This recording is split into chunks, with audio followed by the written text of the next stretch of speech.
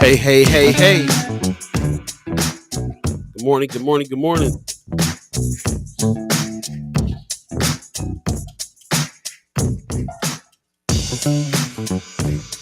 Time to wake up. Get on up.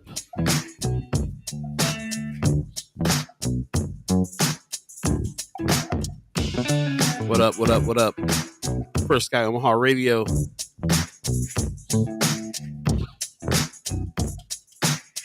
Check 1 2 1 2. First Sky Omaha Radio.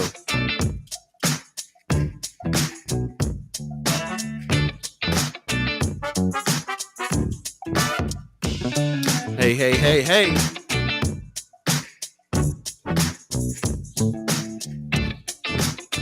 What's happening, y'all? Check 1 2 1 2 1 2. How's your mic over there, buddy? Is this thing on? Check, Bring check, up 1 a 2. bit. There you go.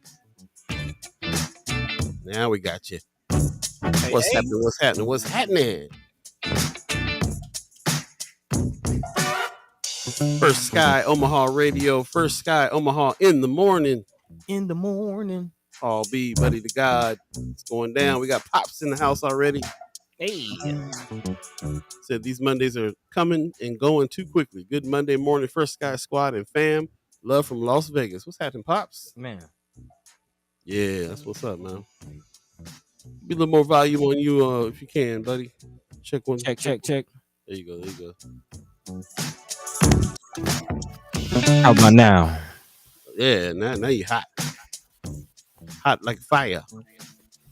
Check 1 2. Is this thing on? Woo. Okay, yeah, you up there. All right. Sounds good. Pop says, coolest theme song in history. Thanks, Pop. Hey. Trying to get Mo Day on. Morris Day is retiring, but I'm trying to get him on this track. One last track, Mo Day. Wanda Lewis gives us a good morning. Pops, didn't you say last show that we might be related to Terry Lewis and them, Jerome and them? I did see that. I did see that. I was like, did he really say that? He said it. We got to track that back. Good morning. Got a good morning from Wanda Lewis from Brooke Allen. What's happening? Rome's review says more tired than a mug, man. I hear that. This Monday is feeling like a Monday for real. Man, heavy on my shoulders. Man. Feeling some pressure right here. Get some third eye pressure going on. Man. Josh Tag in the house. What's up, man? He said, good morning. Great to see you. Good to see you too, man. Always a pleasure. Get the fam in. We sound like everybody's struggling a little bit on this Monday. Monday, October 3rd, 2022. Definitely feeling like a Monday. You guys have fun this weekend? Is that why y'all went out? Is the changing of the seasons, is that affecting anyone? Is that getting to anyone? I think so. It's definitely getting to me and my allergies. I can tell you that. Fall season is when the allergies fall upon my head. Man, temperatures definitely dropped down here in Georgia. Did it? Yeah, it's cold. Definitely at night. I didn't even know it got cold in Georgia. That's what's up. Yeah, I mean, it snows, every once in a while. It's not Omaha snow, but, we get some flurries. Did not know this. Well, welcome everyone to another fresh edition of First Sky Omaha Radio. First Sky Omaha in the morning. In the morning. All Beee, Buddi3 Da Gawd, all of you. Shout out to Star Trek Rich and the Weatherized crew. Always holding us down. Shout out to you, the 630 crew over here on the radio channel as well. Hope you like the mix this morning. Let me know. Went kind of way out on the mix this morning. So let me know how it sounded. And let us know. Let us know what's going on. You know what it is. Come on into Facebook. If you're on Facebook, then do us a favor and share the show today. Definitely got lots to talk about. Share the show. We can get as many people talking as possible. Christy Nora's in the house cracking up. Good morning to you, Christy Nora. Appreciate you coming on in. Ron's review says had a clean bill of health on Friday. No polyps. Okay. I hope to be able to report the same thing when I go, but shout out to you on that for sure. Health is definitely wealth, my brother. Man, Pop says, yes, our cousin Betty, daughter to Uncle Charlie. So we got an Uncle Charles. I didn't know that. Told me that told me that and encouraged me to contact him. Is that right? Everybody got Uncle Charles. Come on. Yeah, man. Uh, don't let me know. Don't let me find out Terry Lewis, who is like one of my all-time idols, is a relative. All right, come on, man. And Jerome Tricky Benton. Come on, man. We just need to just go ahead and go up to Minneapolis. Stop playing. That's what I'm saying. That's half the reason why I'm supposed to be here. Like, I don't know if I want to move to Omaha. You know, it's only 5 hours away from Minneapolis. Oh yeah, okay, cool. Let's roll. Say less. Say less. Yeah, I'm taking a couple road trips up to Minneapolis, man. It's not too bad of a drive. Not bad at all. Not bad, bro. Yeah, I've definitely taken advantage of the proximity and saw some things, man. Did some hanging out for sure. Back when Prince was alive, even so, like, yeah, we got to see some things and hang out, and it's been good. But one of my best times up there was I knew, bro. That's what I was thinking too, Brooke. I miss my Uncle Charles, y'all. Hey, I told you everybody got Uncle Charles, man. Definitely rest in peace to my Uncle Charles, man. Definitely. Yeah, man. That's what's up.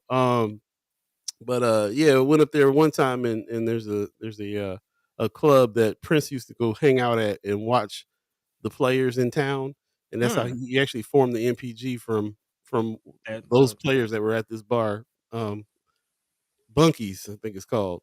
And I went there one time and saw like Jelly Bean Johnson playing, and all the guys from the MPG playing and stuff. It was pretty incredible. It was pretty incredible to know that's where the scene was being built. So, have you ever seen Prince live? Oh, several times, man. Yeah, several times. Okay. Yeah. And I think it's a good thing. Like I'm glad I didn't put it off because you never know. Never know what's what's gonna be somebody's last show. Yeah, man. So anyway, welcome. We're just kind of shooting the breeze here this morning on the Monday, October 3rd. Still trying to wake up. Buenos dias. How you doing, Lucia? Good to see you this morning. I know that you went. Did you go hang out this weekend at the Chingona Fest? Because I'm so mad. Yeah, I missed it. That's right. Brooke is reminding me the musicology tour of Prince. We were in Hawaii and we got the tickets where we got to go to the after party. So he played all day, all night.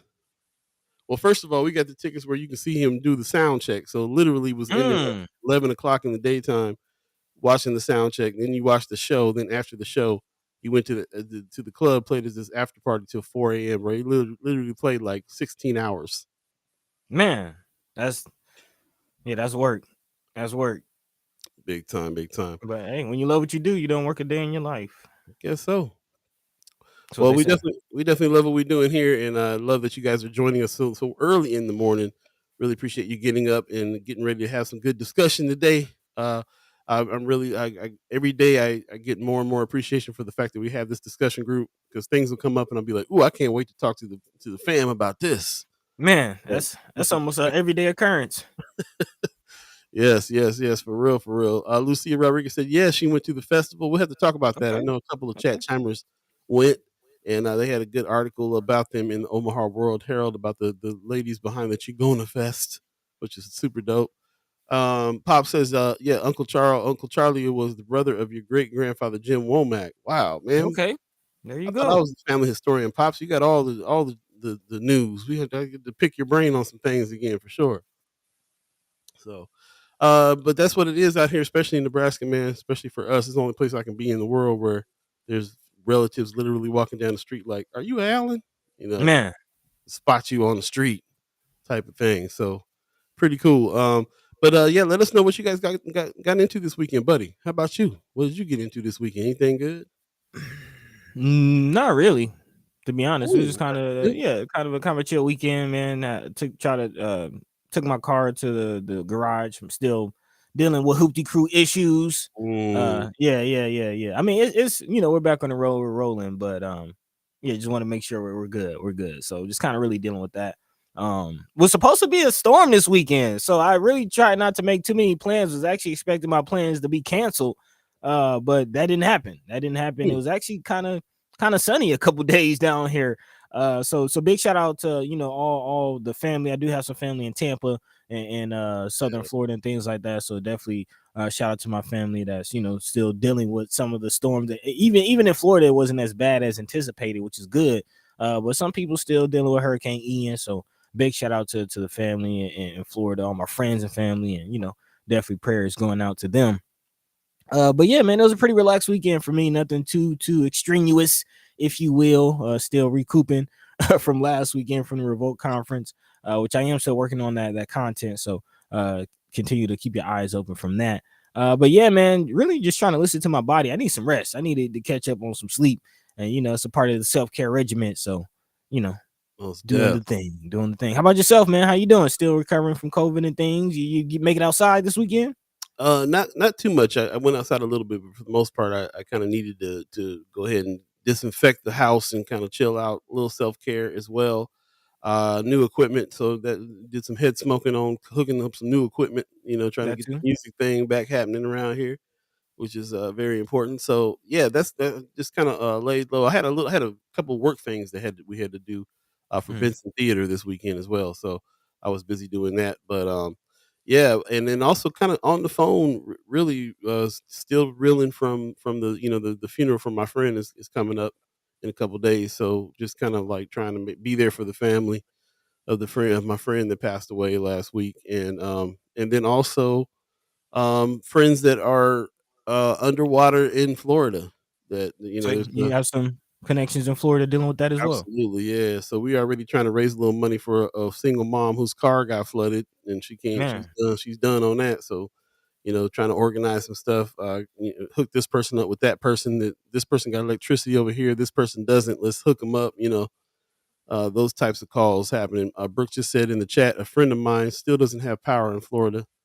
Yep, Mm. Biden is going over to Puerto Rico today and then Florida afterwards to kind of assess what's going on. So they're in the news pretty strong right now, which means that they'll probably, hopefully, get some relief and some electricity back on and all that now. So Pop says Hopefully. that the storm was crazy. My buddy in Florida said the storm sucked all the water out of the bay. Wow. What? Wow. What? I couldn't imagine what something like that would even look like. Like, man, that's wild. That's wild. Yeah. Definitely prayers and prayers going out to everyone dealing with that. Yeah, it's a crazy situation, man.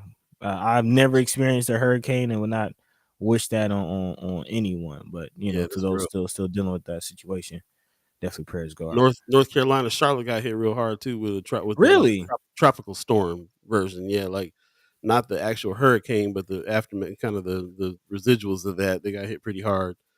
Brooke is clowning on Trump right now. Said, I hope Biden's not gonna go out there and toss some paper towels. Oh man.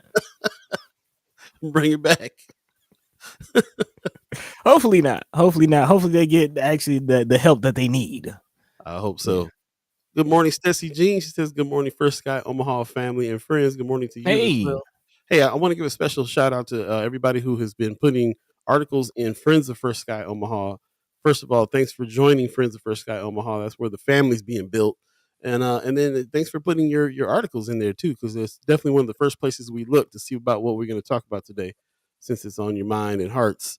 And anything else on your mind and hearts that you want to speak up on, definitely throw it in the chat while we're here. And if you're on Facebook, do us a favor, tell a friend, share the show so we can tell a friend, tell a friend, tell a friend. Also, the people on YouTube really appreciate everybody over there as well. Lucia Rodriguez is on YouTube. Thank you, thank you. She says it was an amazing feeling being in Exarban, which I feel like is a predominantly white space, and head mariachi and hear mariachi cumbia, Bad Bunny supporting local vendors. My friend owns Chingona. That's what's Okay. up. I met the ladies probably about 2 years before COVID. There was a little gathering that happened over in South Omaha that they had tables set up. I bought a couple gifts for some friends from them. I was like, first of all, the name is dope. So, like I was all about it when I bought from them. So I was so happy to see that they have been growing and now they have a whole festival going on. And yeah, that's how that's the same feeling when we go to Afro Omaha, Lucia. Same feeling, like Mm-hmm. you go out to this space that you feel is a predominantly white space, and you're hearing African music and smelling African cuisine and all kinds of stuff, and it's great to I don't see why people don't like having a variety of stuff happen in spaces. It just doesn't make any sense. That's like the spice of life right there, to be able to go Man. somewhere and change your matrix that way, you know. Yeah. I mean, I kind of had the conversation last night. Like, you want variety, you want diversity. That's the only way to reach a kind of a perfect idea. You know what I'm saying? If everybody's thinking the same, then we're not going to really get anywhere. We're not going to advance. We need different perspectives, different cultures. We all need to come together and figure it out. That's why I appreciate so much about this platform. Different people from different backgrounds, different areas of not only Omaha, but different areas of the country coming together to just have a conversation, man. So that's why we genuinely appreciate all the chat chimers, everybody out there, man. We love and thank y'all for real. That's right. Before we move on to today's stories, I did want to mention in regards to the hurricane situation, I did hear that there may be some job opportunities to clean up some things, to kind of help with the cleanup of that. So if you're in the area, the Florida, Georgia area, or if you're just, available to move around, there may be some opportunities for you. Yeah, most def. Definitely check it out. I've got just a real quick. Judy Prince gives us the good morning, friends and family. Good morning to you, Judy. Appreciate you coming on in. Amy Huffler says good morning as well. Thank you so much for you joining us as well. We're just kind of shooting the breeze a little bit here on this Monday morning, running a tad bit late, but let's go ahead and jump into some of the things we're going to talk about today, and our special guest coming too. Yes. It is Monday. We were expecting Natalia Alamdari to come through from Flatwater Free Press, but we have been informed that she has actually come down with COVID. So once again, a reminder that regardless of what Biden says, COVID is still out there, man. So definitely, get well soon to Natalia. Praying for a speedy recovery for her, and stay vigilant out there, y'all. So again, she will not be able to join us, but we are expecting my man Arjav Rawal to come on from The Reader. Shout out to our partners over at The Reader. And then also several topics to talk about. We'll definitely love to hear your thoughts. Let your mind be free. Let your voice be heard on this. And again, big shout out to everyone dropping articles and friends of. We touched on this in the lightning round on Friday, but Nebraska is expanding a $50 million homeowner assistance program. I want to, again, touch bases on that and kind of give you some information, especially for all of our homeowners out there. I know there's a few in the chat, so I definitely want to equip you with the right information. Also, on the other side, those who are looking for rental assistance, there may be some bad news as several nonprofit organizations across the state were notified that they will not be receiving the $15.5 million that they were expecting. So I will definitely dive into that situation. Also, news coming out of Lincoln. Apparently, there is a independent firm that has investigated the Lincoln police and found some unsavory things, very similar to what we've seen in Omaha police recently in regards to its treatment towards its women officers. So we'll definitely talk about that situation. And also more information coming out about the Malcolm X book drive. A big shout out to the Malcolm X Memorial Foundation and everyone involved with this situation, making sure almost 100 copies of the Autobiography of Malcolm X made its way into Nebraska Department of Correction. So we'll kind of talk about that coming up. And then also definitely love to hear from those of you who made it to the Chingona Fest over the weekend. How was your experience? Let us know. Let your mind be free. Let your voice be heard. As always, if there's anything that we're not talking about that you'd like to discuss, also drop that in the chat. In the meantime, in between time, Paul B, Buddi3 Da Gawd, all of you, let's get this show on the road. Right on.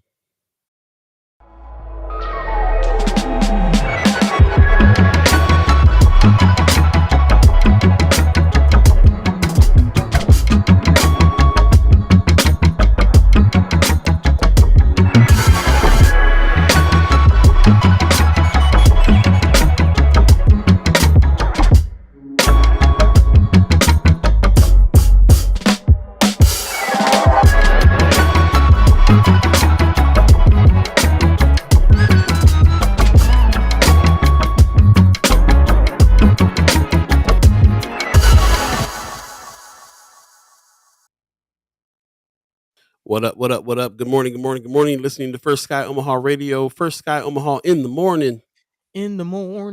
Paul B, Buddi3 Da Gawd, all of you, the chat chimers, all of you, the ghost listeners, all of you, the radio listeners as well. Got a text in from Beth saying that she likes the mix this morning. Thank you so much. Appreciate you joining us on the radio channel. If you want to hear a celebration of Black music 24/7, go to firstskyOmaha.com and hit the listen button, and we'll be broadcasting over there as well this morning. If you're on Facebook, do us a favor and please share the show. Share the show as we can get as many people talking as we can. I don't know if you can share the show on YouTube, but if you can, please do that too, or at least tell a friend, like and subscribe, all that good stuff. Appreciate you. Mama God in the house says, first Sky in the morning. Good morning, fam. Hope everyone had a great weekend. Hope you did Hey. too. Let us know what you guys did. Let us know how the weekend went for you. I know the weather was pretty decent out here, and there was a lot of stuff going on. So we'd love to hear about it. Put it in the chat, and of course, anything that you were thinking about needs to be talked about as well. Put in the chat as well. Just wanted to mention one of the other things we'll talk about. Sacheen Littlefeather just passed away. For those of you that are that remember back in the day when Marlon Brando was accepting an award at the Oscars, Miss Littlefeather walked up and did a speech, and it was a pretty pivotal moment for the life of native people. Is just in the country, just awareness about how Native people were getting treated. So we want to talk about her a little bit later too. Make sure that we honor her. Brooke is reminding us you can tweet it too. So yes, you can go to Twitter and also watch the show. We are broadcasting live over there and trying to pick up the pace over there a little bit with some of the headlines and some of the news that we're doing out of First Sky Omaha. The Twitter page seems to be a place where a lot of people like to go and have little quick conversations as well. So we'll keep that rolling. And if you are a Twitter fan, let us know. And I'm not sure if we're getting comments though from Twitter. We tried that the other day. I don't think they're coming through here. So if you want to comment and be a part of this, though, a chat chimer, chime into the chat. Come over to First Sky Omaha, the Facebook page, and jump into that page, and we'll make it happen. So in the meantime, between time, we do have a special guest coming up, so we're going to go ahead and jump into it so we can be ready in time. Buddy, what's first on the agenda? Well, I want to continue following the money and dive into a situation or a story that we touched base on Friday during the lightning round, but wanted to spend a little more time to make sure everyone has the information. Talking about this $50 million homeowner assistance program. Again, people still reeling from the economic impact of COVID-19, and there is assistance out there. And again, most notably, or I guess most recently, the increase in $50 million in federal funds will be added to the Nebraska Homeowner Assistance Fund, which was established back in February to aid low-income homeowners affected by the pandemic. That's according to a press release from Nebraska Investment Finance Authority, which administers the program. Initially, the program provided assistance for past due mortgage payments, past due real estate taxes, past due homeowners or flood insurance, and past due homeowners association dues. The state capped the total amount of assistance per applicant at $30,000. So it's still a nice chunk of change coming your way. But however, after reviewing data from the last several months, the state did decide to increase that amount to $40,000 in an effort to address the needs of homeowners who are seriously delinquent and facing foreclosure. The fund may also assist with monthly payments for homeowners who have a deferred balance on their existing loan. Additionally, NEFA announced it will broaden its program to include assistance for past due utilities and internet as well. So a review of applicant utility bills submitted for secondary proof of residency indicated that many homeowners who are applying for the program are also delinquent on one or more utility bills. So internet service has been found to be an important part of pandemic related assistance, as the pandemic has led many residents to work from home. So again, if you are struggling on even your internet or utility bills, there is assistance out there as well. The money in the NEFA program is available to Nebraska homeowners who have been financially impacted by the pandemic and have a household income equal to or less than 100% of the area median income for their county. So again, it is dictated by the area median income for your county. So definitely look into that information if you're wondering whether or not you qualify for this program. Again, all funds through the homeowners program will be distributed until they run out. So there is no necessarily a deadline for this, just a pot of money for people to apply for. If you are interested, you can apply online at nebraskahaf.com or call 1-844-565-7146. Again, that's 1-844-565-7146. We're also going to drop this in the chat. Right on. Appreciate that information for sure. Good idea to go back to that, and we can kind of take advantage of what's going on there. So there you go. NebraskaHAF.com or 844-565-7146. If it's something that you can use, then hopefully that information will help you out there. Yeah. Again, this goes towards mortgage, real estate taxes, flood homeowner or flood insurance, and a homeowners association dues. So again, if you're behind on some of those bills, and then also through NEFA, you can apply for utility and internet assistance. So right on. There you go. There you go. Had a couple of friends that had gotten into some trouble with the taxes on their house and almost got it taken away, and had to kind of get a group of people together and wash some cars and do all the things that we do in the hood in order to raise some funds here and there. Nowadays, it's a GoFundMe and stuff like that. But Yeah. yeah, that's a big deal because they will snatch that house right out from under you, as we've talked about in the past. So anybody needs Yeah. help, don't be afraid to go ahead and get some help when it comes to it. Without you knowing either, gotta dig into the newspaper and to find out, and who reads the newspaper anymore, Yeah. But on the flip side, though, that's for homeowners. If you're a renter, there is assistance for you out there. However, that pot did take a hit recently, as reported by the Nebraska Examiner. Lift Up Sarpy County and several other, actually about 50 other nonprofits across the state of Nebraska were excited, but recently received bad news after state officials informed them that a cumulative $15.5 million pot that was going to be awarded will now not come. Amid confusion over deadlines, the state must now return the would-be funds for Lift Up Sarpy and others to the U.S. Treasury. Tanya Gifford, who works with the nonprofit, says, "We're disappointed. The $1 million grant was huge for us. We are losing the potential to help so many families." Again, the nonprofit was expected to receive $1 million of that $15.5 million pot, which could definitely go a ways towards helping families that will now not receive that. She reviews the loss as the latest blow in the often continuous saga of federal emergency rental assistance program that Governor Ricketts administered, that his administration has managed for all but 2 of Nebraska's 93 counties. A crescendo in controversy came earlier this year when Ricketts rejected a second round of the emergency rental aid, despite the legislature's attempt to force him to accept the $120 million. If you remember that, his logic behind that was that he didn't want to become a welfare state. He didn't want taxpayers to continue paying for those when there is still money left over.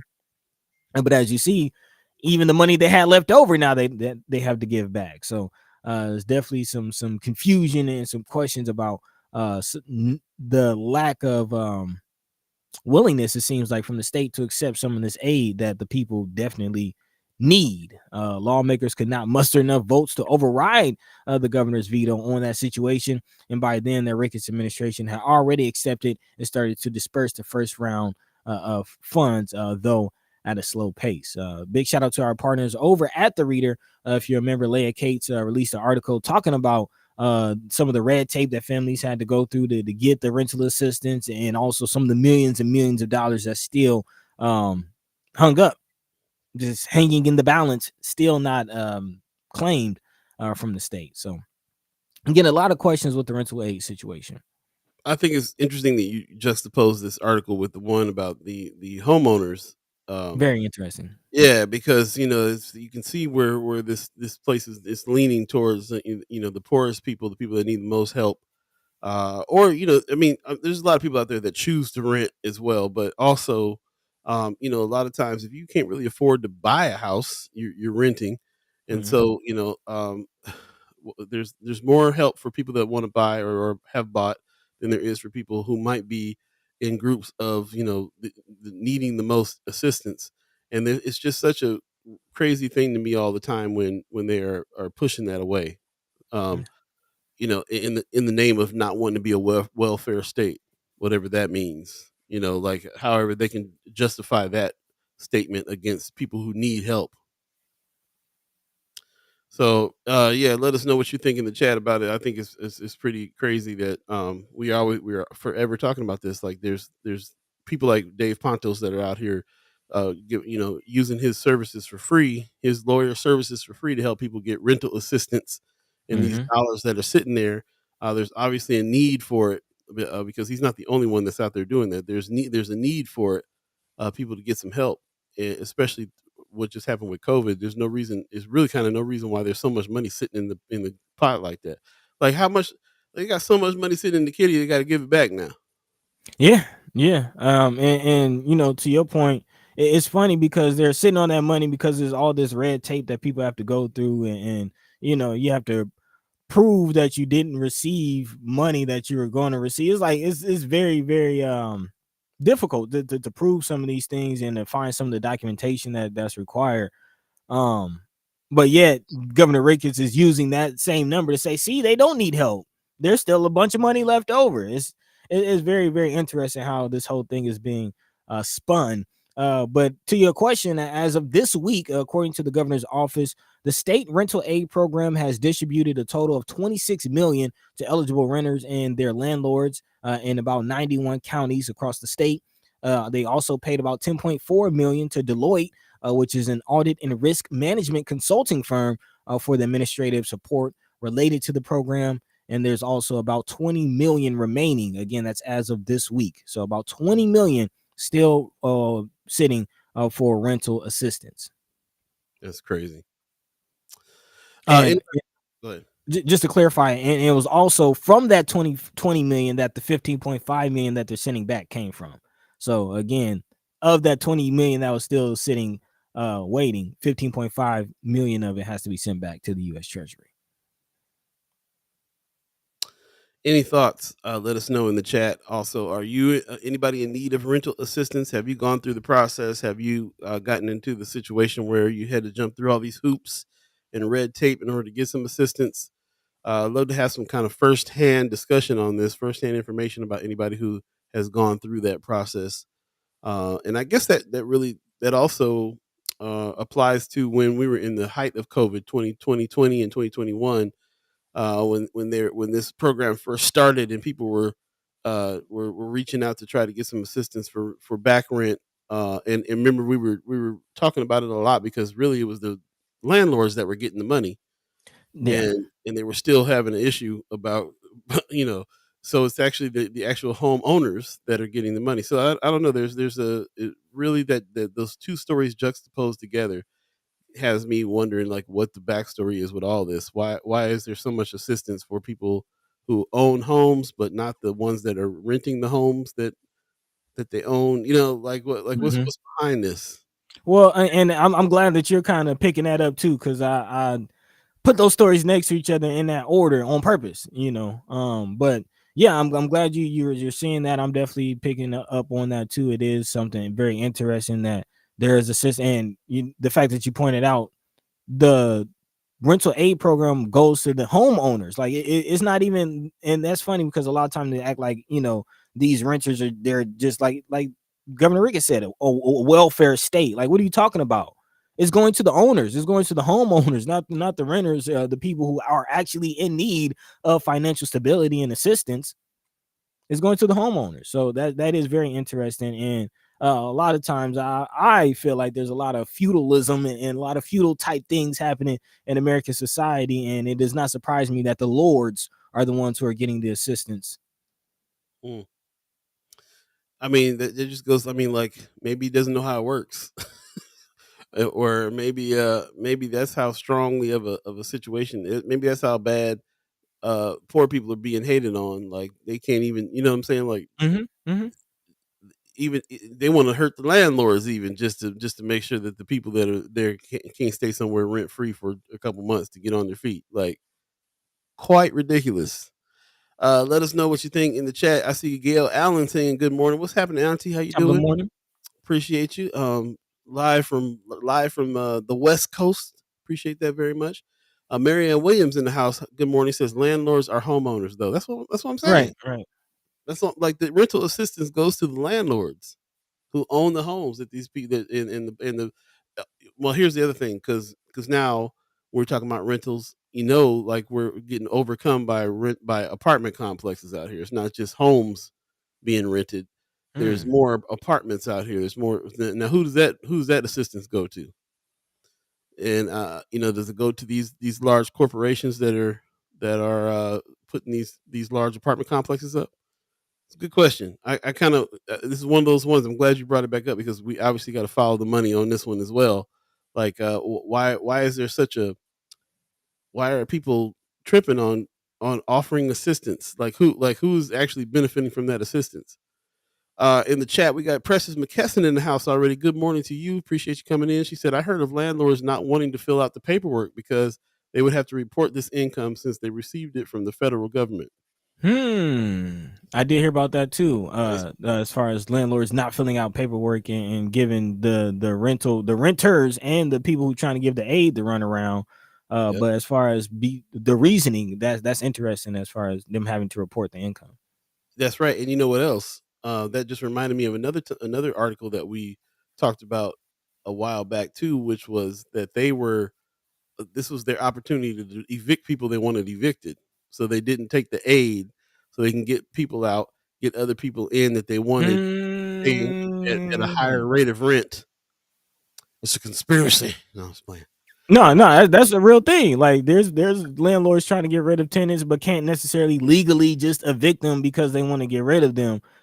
So yes, I could definitely see that playing out. And then also remember, even when there was a federal stay on evictions, there are still landlords who are finding loopholes and still evicting, even in that situation, even with the rental aid out there. So yeah, there's a lot to the situation. Again, we'll definitely love to hear some firsthand experiences.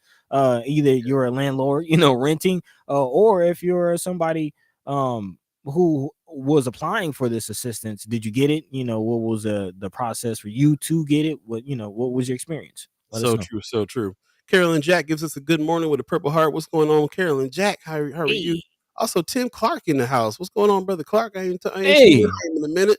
He gives us a good morning. He says, followed. He got the hashtag follow the money. Okay. Appreciate that, man. That most definitely. Let's take a quick break and we'll come back. Stay tuned. We got special guests in the house.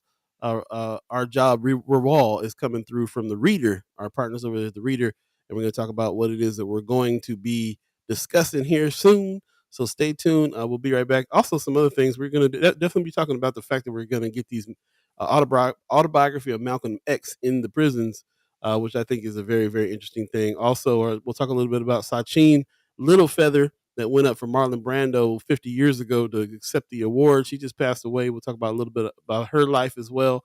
Also, you asked the question a little earlier, who's reading the newspaper? Well, we are, and we came across an article that we needed to be discussing because of the tone of the article of Omaha World Herald. We'll definitely be talking about that, especially since it relates to a recent guest. So we'll just stay tuned. I'll tease you with that one a little bit, and we'll talk about that when we get back from the break. Also, Lincoln Police. I love the fact that Lincoln Police have been reviewed by an independent outside source. One of the first times I ever heard this even happening, because we always talk about the police policing. Who polices the police? The police. And we need outside independent investigation. And this actually happened in Lincoln, and we'll talk about those results coming up as well. So stay tuned. And it was called by the mayor. And the mayor asked for it. I'm trying to tell you, man. Yeah. Lincoln's just steps ahead, man. Let's take a break. Let us take a break. Stay tuned. We'll be right back. First Sky Omaha Radio. First Sky Omaha in the morning. Paul B, Buddi3 Da Gawd, right near the beach. Stay tuned.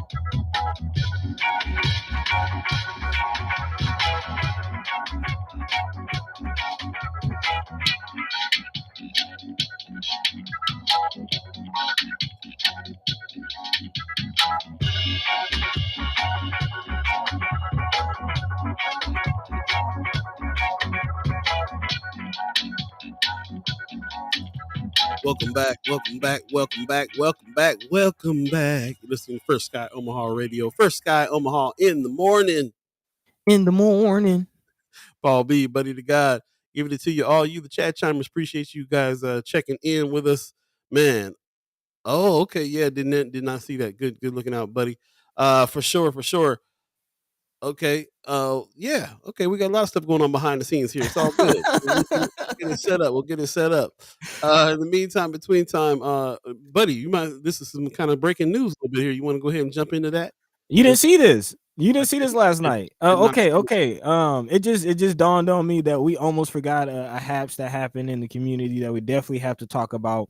Prayers and just love, light, all the flowers, all everything goes out to my man Dewan Hayes. Was recently arrested for protesting the demolition of the library.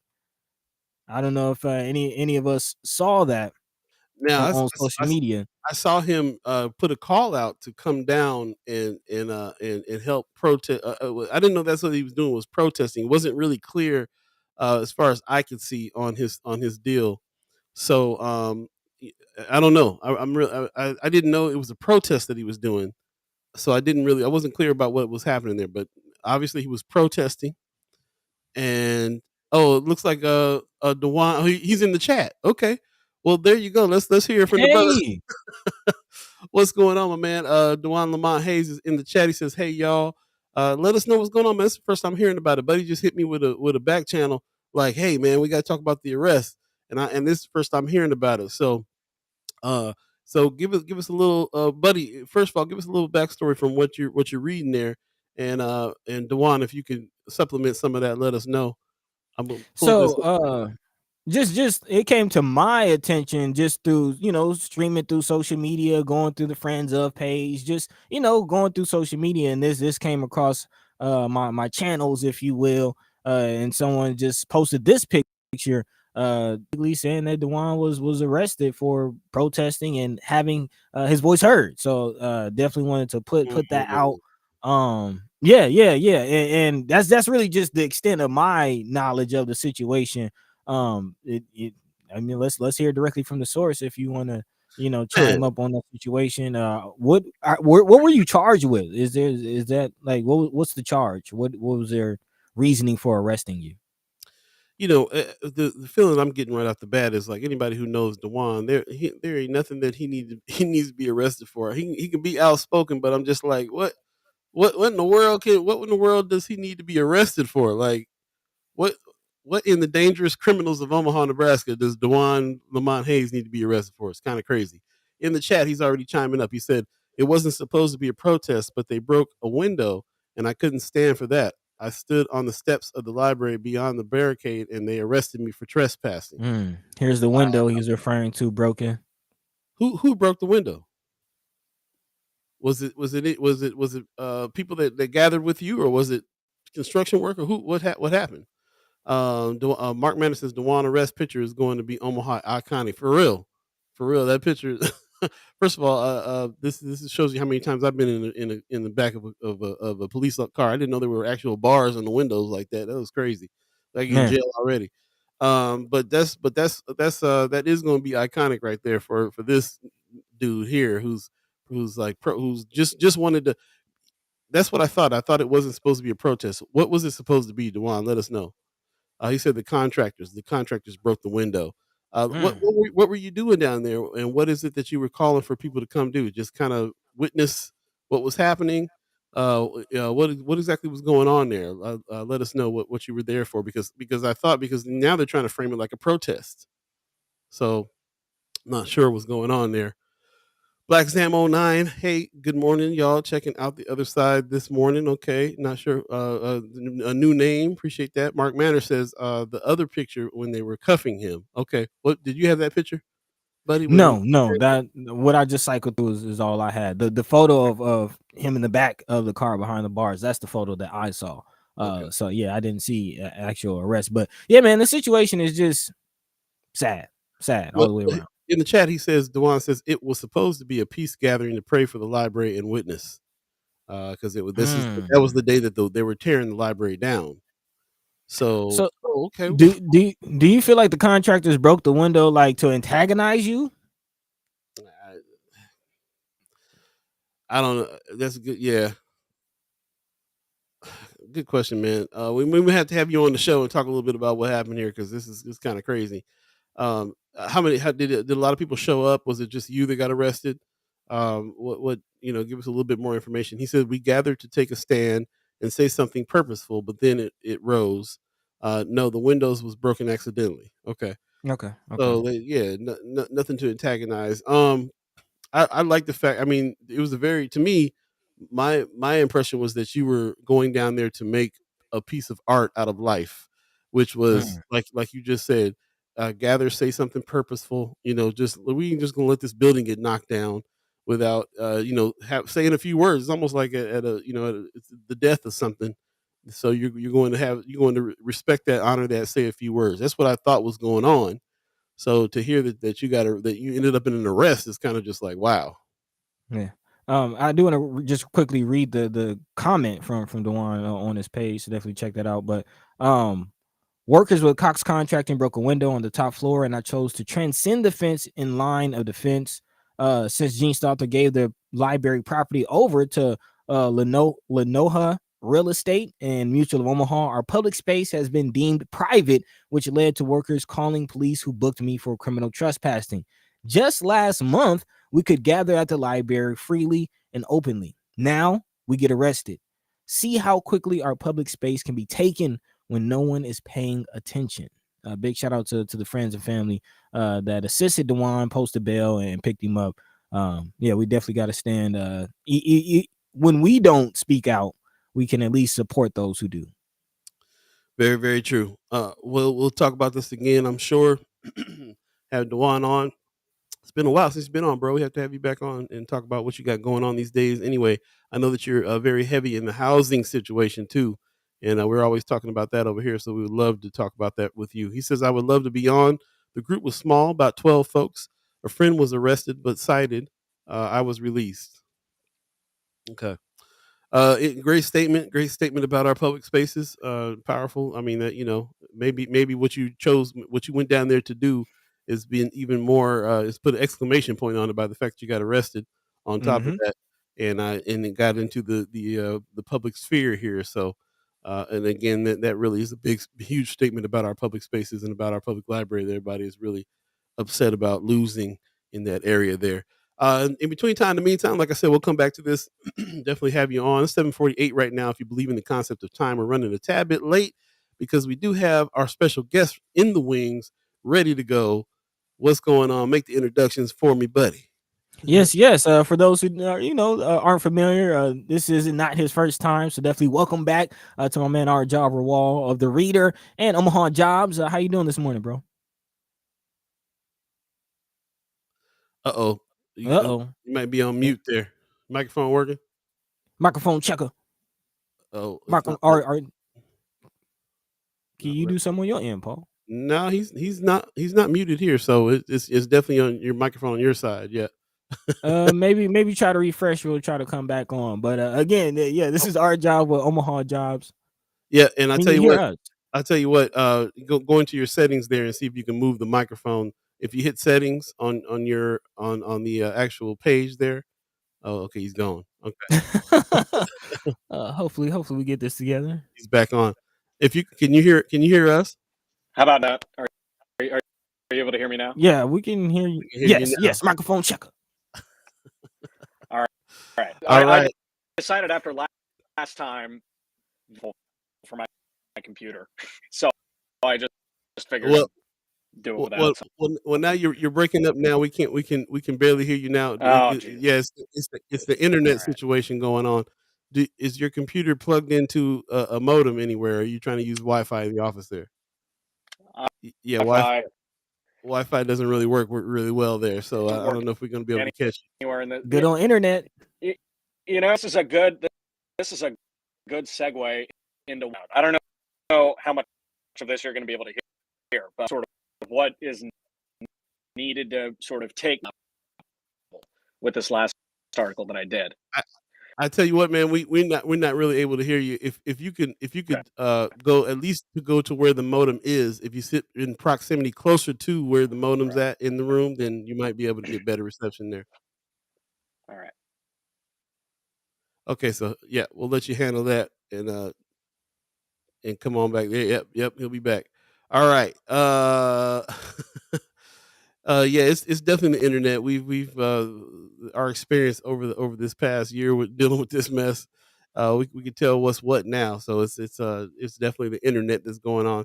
Appreciate everybody in the chat that's letting us know how you guys are experiencing it as well. Emmy Huffler says cutting off really badly.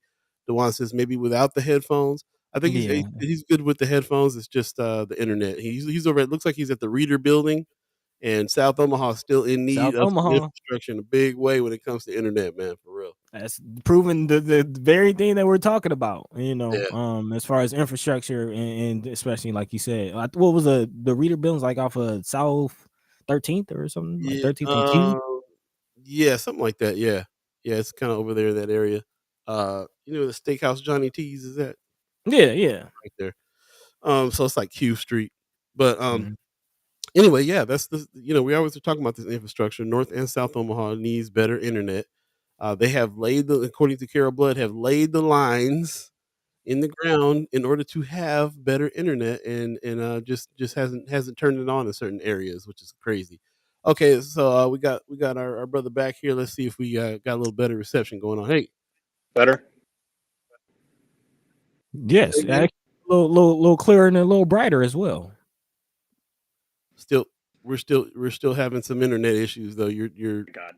Yeah. The modem is right there. Yeah, I'm sorry, bro. You're lagging so bad we can barely understand you. Yeah, it's like the old kung fu films right now. Wow. I'll tell you what. Let's have you on Wednesday or something like that. We'll get in touch with you if you can hear this. Yeah. We'll get in touch with you and help you guys out with the tech over there and get you going. Right on. Thanks for getting up this morning, though. No, it's all right, man. It's all right. You can't control the internet. But this is more. All right, brother. We'll talk to you again. All right, peace. All right, sorry about that, folks. There you go. Difficulties, yeah, is what it is. We'll work on that with them over there. It's been something we've been trying to do over there at the Reader anyway. But we've kind of been waiting on them to figure out the internet game over on that side. So we'll definitely have to do it. We do not have a Zoom link at the moment, but if we can talk Wednesday, if you'll be around Wednesday, we'd love to talk to you then on that one. As a matter of fact, I'll tell you what we can do is send you this. It is kind of like a Zoom link. Dewan, shoot us your email address and we'll shoot you over this or whatever you're using here. Let me just try to grab this real quick and then we'll. Could you text it to him or email it to? Are you on a computer? Yeah, I'm not sure. Shoot over your email address. There we go. So I'll go ahead and email this link to you and see if we can get you on here. That'd be nice. That'd be nice. Call it audible or make a quick pivot in light of our tech difficulties. And also this is what we should all enjoy about this live experience, man. This is happening real time. This is really happening, and it's all about having the conversation. That's a really important part. So would definitely love to hear what Dewan has to say. Also, really quickly, would like to remind the people to check out thereader.com. Again, shout out to my man Arjav Rawal.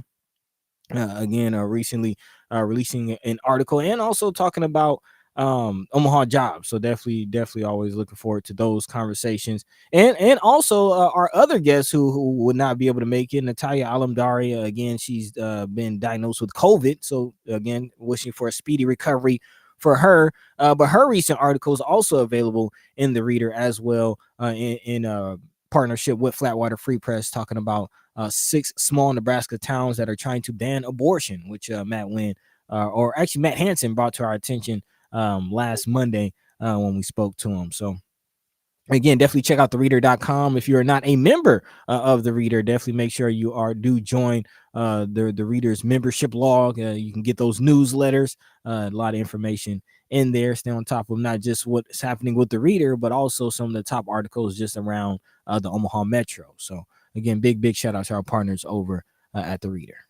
Yep. 7:55 coming up on that 8 o'clock hour, second hour of First Sky Omaha in the morning is happening. Buddy, would you like to jump into a story real quick while I try to get Dewan on, and maybe we can talk to him as well. Okay, Dewan. I'm getting bounce backs from your email address. Maybe you can send me a different address if you don't mind. Yeah, well, let's go ahead and dive into an article while we deal with this on the back end and kind of bring up something we talked about on Friday. Shout out again to the Malcolm X Memorial Foundation for bringing these books to the prison system, man. This is not a small feat. The Malcolm X autobiography is definitely the type of book that can change the course of someone's life if they invest in and they crack it open. And that's the opportunity that hopefully thousands of Nebraska prisoners will receive. Nebraska prison inmates will now have easy access to one of the most famous prison transformation stories. The Omaha-based Malcolm X Memorial Foundation donated 96 copies of the Autobiography of Malcolm X to the Nebraska Department of Corrections for distribution through the libraries at the 9 state prisons. So there's 9 state prisons. I know we had a conversation about how many prisons there are in the state. So again, all 9 prisons will receive a portion of these books. The donation comes on the heels, of course, of the Omaha-born civil rights leader in his induction to the Nebraska Hall of Fame, which was definitely past due, but glad that they were able to get it done. State Senator Terrell McKinney put some respect on his name, says Malcolm's story is one of redemption and perseverance. Malcolm dealt with some things early in his life, but he was able to overcome them to become one of the most iconic voices for Black Americans. State Corrections Director Scott Frakes, who accepted the donation of the books at his agency's Lincoln headquarters, said that he also read the Autobiography of Malcolm X at age 12, that it helped him see the world much differently. For those of you who aren't familiar with the story of Brother Malcolm X, born Malcolm Little, finally passing as El Haj Malik El Shabazz, is definitely a story of transformation. In prison, Malcolm X, then Malcolm Little, also known as Detroit Red, transformed himself from a street hood into an intellectual, teaching himself how to write while adopting the Muslim religion. He also went on to become a leading figure in the civil rights movement in the 60s, calling on Blacks to empower themselves and fight back against injustices by any means necessary. Director Scott Frakes said that the transformational story of Malcolm X was once the basis of prison rehabilitation program. He says it's a great journey story. So definitely big shout out to everyone involved. Also, friend of First Sky Omaha, Paul Philman, who was a part of that situation. And he says that this was a good follow-up to the Hall of Fame induction. The books came from the Malcolm X Memorial Foundation. Again, if you have not been there, also check them out. Very historic spot, the birthplace of Malcolm X. There's actually a replica of the house that he was born in on the grounds that's located at 34th and Evans Street. I believe they are still doing tours. So if you're interested, pull up. Yeah. Shout out to Paul Philman that broke that the other day. Letting us know that happened. And he also mentioned too that if people are asking for it, they will try to get the book in the hands of inmates that are asking for it, not just in the library. Excuse me, but it can be given to anybody who's asking for it that's in prison as well. And they're trying to raise up a bunch of money and get some books for that purposes too. So, very interesting stuff. Definitely is a book that's hit everybody pretty hard. Especially in Omaha, Nebraska. I always hear stories of people who open up the first page and the first sentence, he said, Malcolm Little, born in Omaha, Nebraska, and everybody's like, "What?" Like it's like this. Nobody knows that still. So It's like a hidden secret. Yeah, really interesting stuff. So a book of transformation, definitely from somebody who is so well articulate. He's just super articulate when it comes to breaking down his feelings and everything that happens. Okay, cool. We're getting some other email addresses here. And that has been transformative for a lot of people. And I've talked to people firsthand here in Omaha around the Malcolm X Memorial Foundation, where he was the land that he was born on, and they've all said that. They've said it's been a very transformative book. It's everywhere. It's interesting that it has not been in the prison system, And Paul Philman also brought out that this could be Nebraska could be setting the precedent for that, and for places in other parts of the country that do not have that. So, what he said, it was banned in like states like Tennessee. Oh yeah, it's banned all over. It's banned all over. It's always man, and that's just telling in itself the fact that what was the saying? Once you start banning books, that's a sign that society is quickly deteriorating, or it's just not a good sign. Once you start banning books, it's a slippery slope. So definitely do want to give shout out to Paul Feldman, and also I'm trying to figure out who to give the shout out to for this. The fact that the state recognized and inducted Malcolm X into the Nebraska Hall of Fame. And I'm getting the sense that it wasn't necessarily the state that requested these books, but it was the Malcolm X Memorial Foundation who seized the opportunity to get the books in the prison. So I think I want to give a shout out to them because I just want to give the flowers to who deserves the flowers for making this happen, and not just being happy with the view or the optics of Nebraska inducted Malcolm X into the Hall of Fame, and then what? Like, it's a nice step to get the books. It's actually something tangible, you know what I mean? It's a direct result of that induction. So it's nice to see those books, and hopefully we can get more copies, as you said, to the inmates who want it. And then also shout out to brother Mark Manor in the chat, reminding us of some other Malcolm X news coming up. He says, I saw an opera Omaha pop up this weekend that reminded me the Malcolm X opera is next month. So what? Yeah. Wow. My thoughts exactly. I haven't heard too much about that, but that sounds dope. Dope. So is it like the opera version of the autobiography? Yeah, I'll have to see about that. Our partners over at Benson Theater's Opera Omaha, we'll have to ask some questions when they come through next and see what's going on with that one. That's crazy. I love it. 8:02 right now. If you believe in the concept of time, we'll take a quick break. We'll come back and jump into some more stories. We definitely have some haps for later as well. And also, we're going to still try to get Brother Dewan on and talk to him a little bit too. We sent another link to a different address, so hopefully we can get him on. And I appreciate everybody's patience with the tech this morning on that. But stay tuned. We'll be right back. First of all, you're listening to First Sky Omaha Radio. First Sky Omaha in the morning. Paul Beee, Buddi3 Da Gawd. All of you, the chat chimers, ghost listeners, share the show. We'll be right back, y'all. Okay. Yeah. Figure it out. We're going to figure it out. We'll be right back. Stay tuned.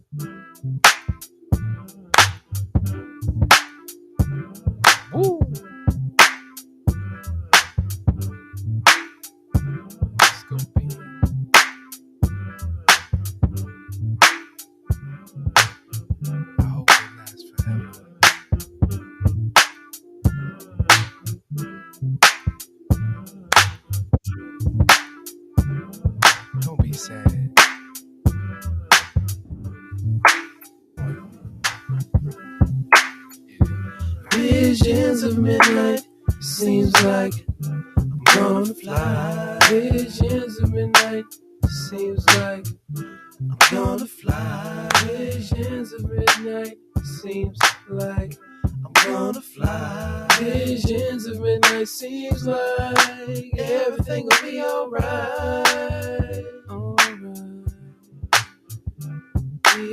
Welcome back. You're listening to First Sky Omaha Radio. First Sky Omaha in the morning. Oh, that was a groove. Buddi3 Da Gawd. Yeah, man. Old school, way back. I actually didn't mean to play that, but it's all good. No, we need more. That was you. Yeah, it was me and the homie. It's from a sample, but it's me and the homie on the vocals and trying to get going on that. So come on, man. Old school track, man. It's old. That was like the instrumental of it too. It wasn't even like the verses on it or nothing. So I was actually about to kick a flow, man, but it was kind of skipping on my side, so I didn't want to embarrass myself. Oh man. Inspired the freestyle. Yeah. No, I got the bug with that one. That one was little Jay Dilla sample that we put some stuff on top of, so you know what it is. Mark Manner says, "Here's the Malcolm X opera. It looks incredible. I think it's going to fuse jazz and opera. Wow. You should contact them. They should using you to help promote it. Yeah, that's what's up. You should. Appreciate that, man. Appreciate that for sure. Wanda Lewis, who's on the track? Yep, that's an old school one. Pop says loves the track. Boy, every time see man, you holding on to the good stuff, man. Want to release the mixtape, the first Sky Omaha mixtape coming up.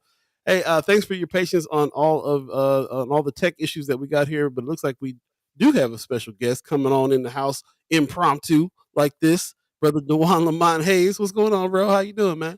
Hey y'all, how you doing? Very good. You're coming in clear. We appreciate that. Good. Okay, I got the wire modem.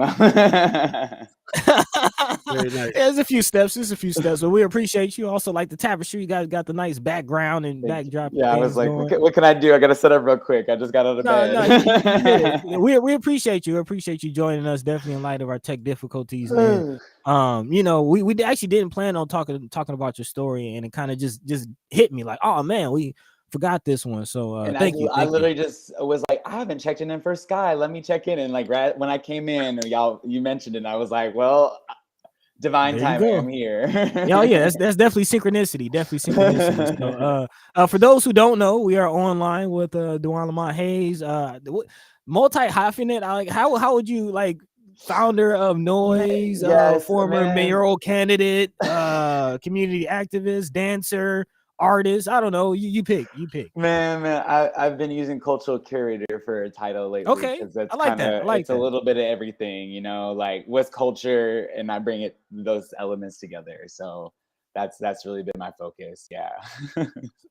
Speaking of that focus, what are you up to? What's man? So obviously the library stuff, and we can dig into that in a second. But right now, space is really important to me, especially being born and raised here in Omaha.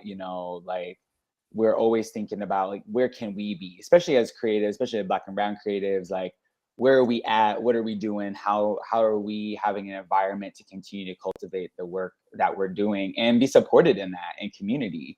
And, growing up here, I had places like, like Caffeine Dreams, where I would spend all my days, all my nights during, especially under 21, and I couldn't go to bars. So that's where I could be and be with friends and hang out. And then, come of age, and I could go to House of Loom. And I was like, man, there's this great energy here. The people are doing a little bit of everything. And, both of those establishments are closed now. And, I post up in a coffee shop, but what else is there? Is a big question. And what are spaces that are owned and led by us and not just a happenstance, like we just fit into there. And so I'm actually curating a show right now called Nightshade that's going to be at the Starlight Chateau on October 22nd. I love the Starlight. It's my favorite place. It's incredible. It's an incredible place. It's a 120-year-old convent that was, that has been a cultural center for the last 10 years, serving people as far as their quinces and birthdays and weddings and funerals and all kinds of things. And,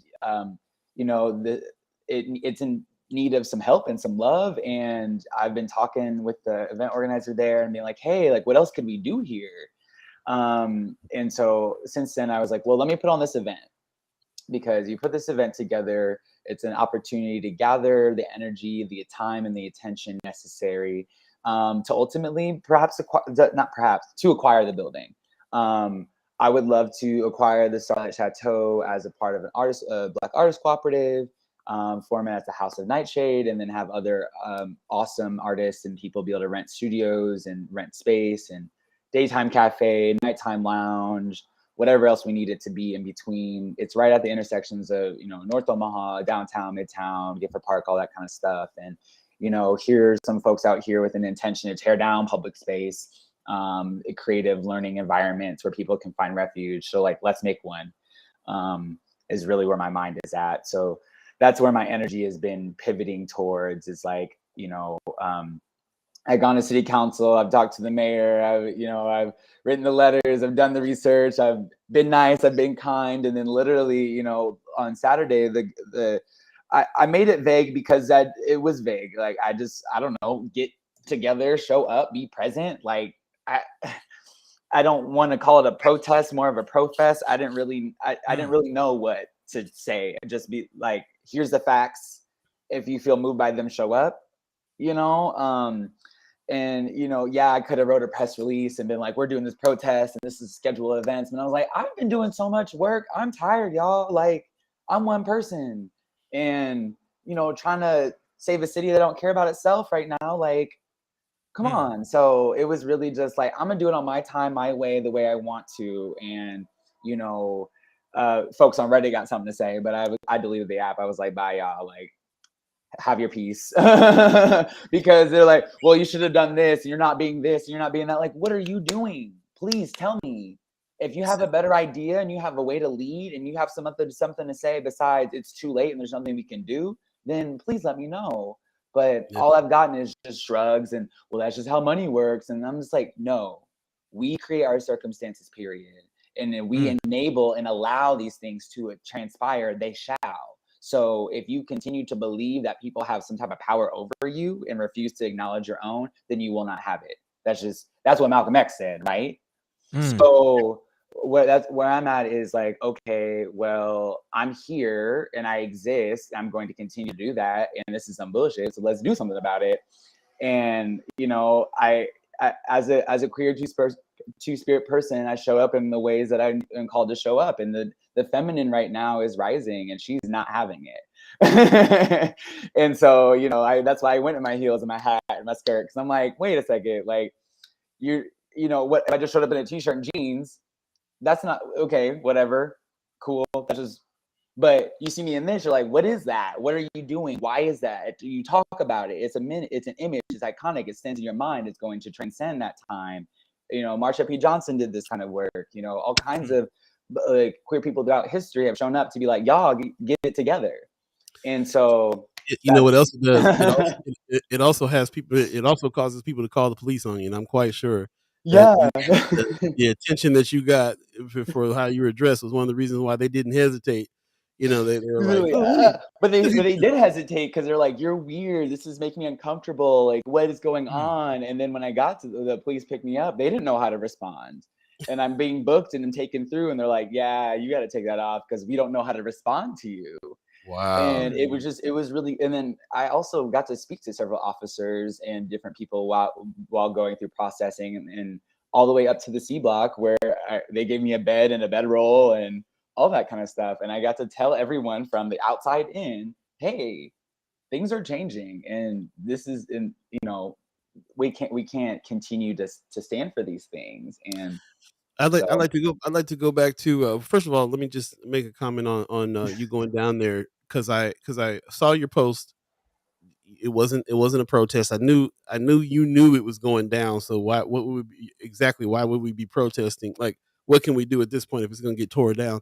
So the impression that I got was that you were people just need to witness stuff happening that is important and big and huge like that. Like, be present because they expect us to not show up and to just be like, what, and shrug. And I was like, well, no, people do care. Some, like, at least I do. And, you know, 12 other folks showed up. There were people on the street that heard me on the megaphone and stuff. I was singing Break My Soul. I was singing My Little Light of Mine. I was like, you know, just saying. But then when I saw that window broken, something in me was just like, no, no, like, this isn't right. And, you know, telling us to get back and go away. And this isn't yours anyway. It's my work site. And I'm like, wait, no.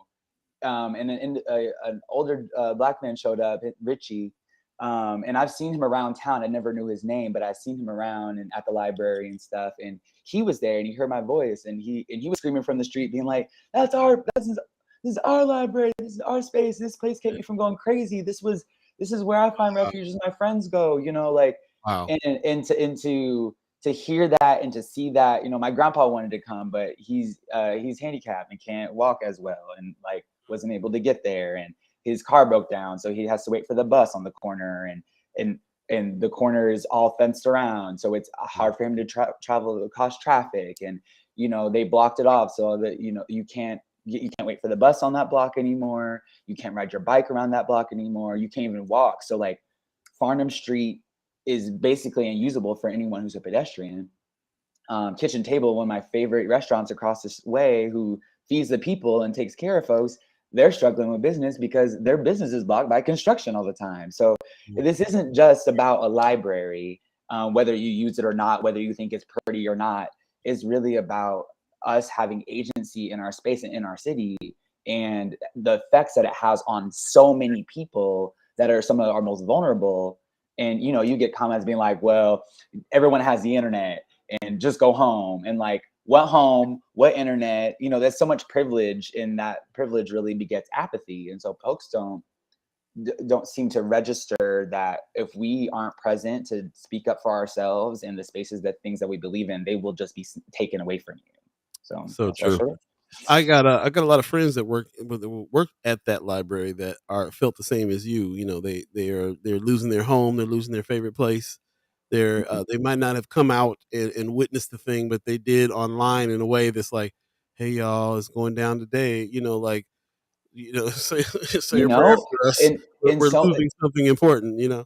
Entirely. And library employees were sent emails as gag orders to like not speak to any press, to not express their opinion on the closing of it or the relocation, and with threatened of their job. Several have told me this in secret, because they're like, well, I don't want to keep doing my work. I believe in what I'm doing. You know, the library is important to me and several other people.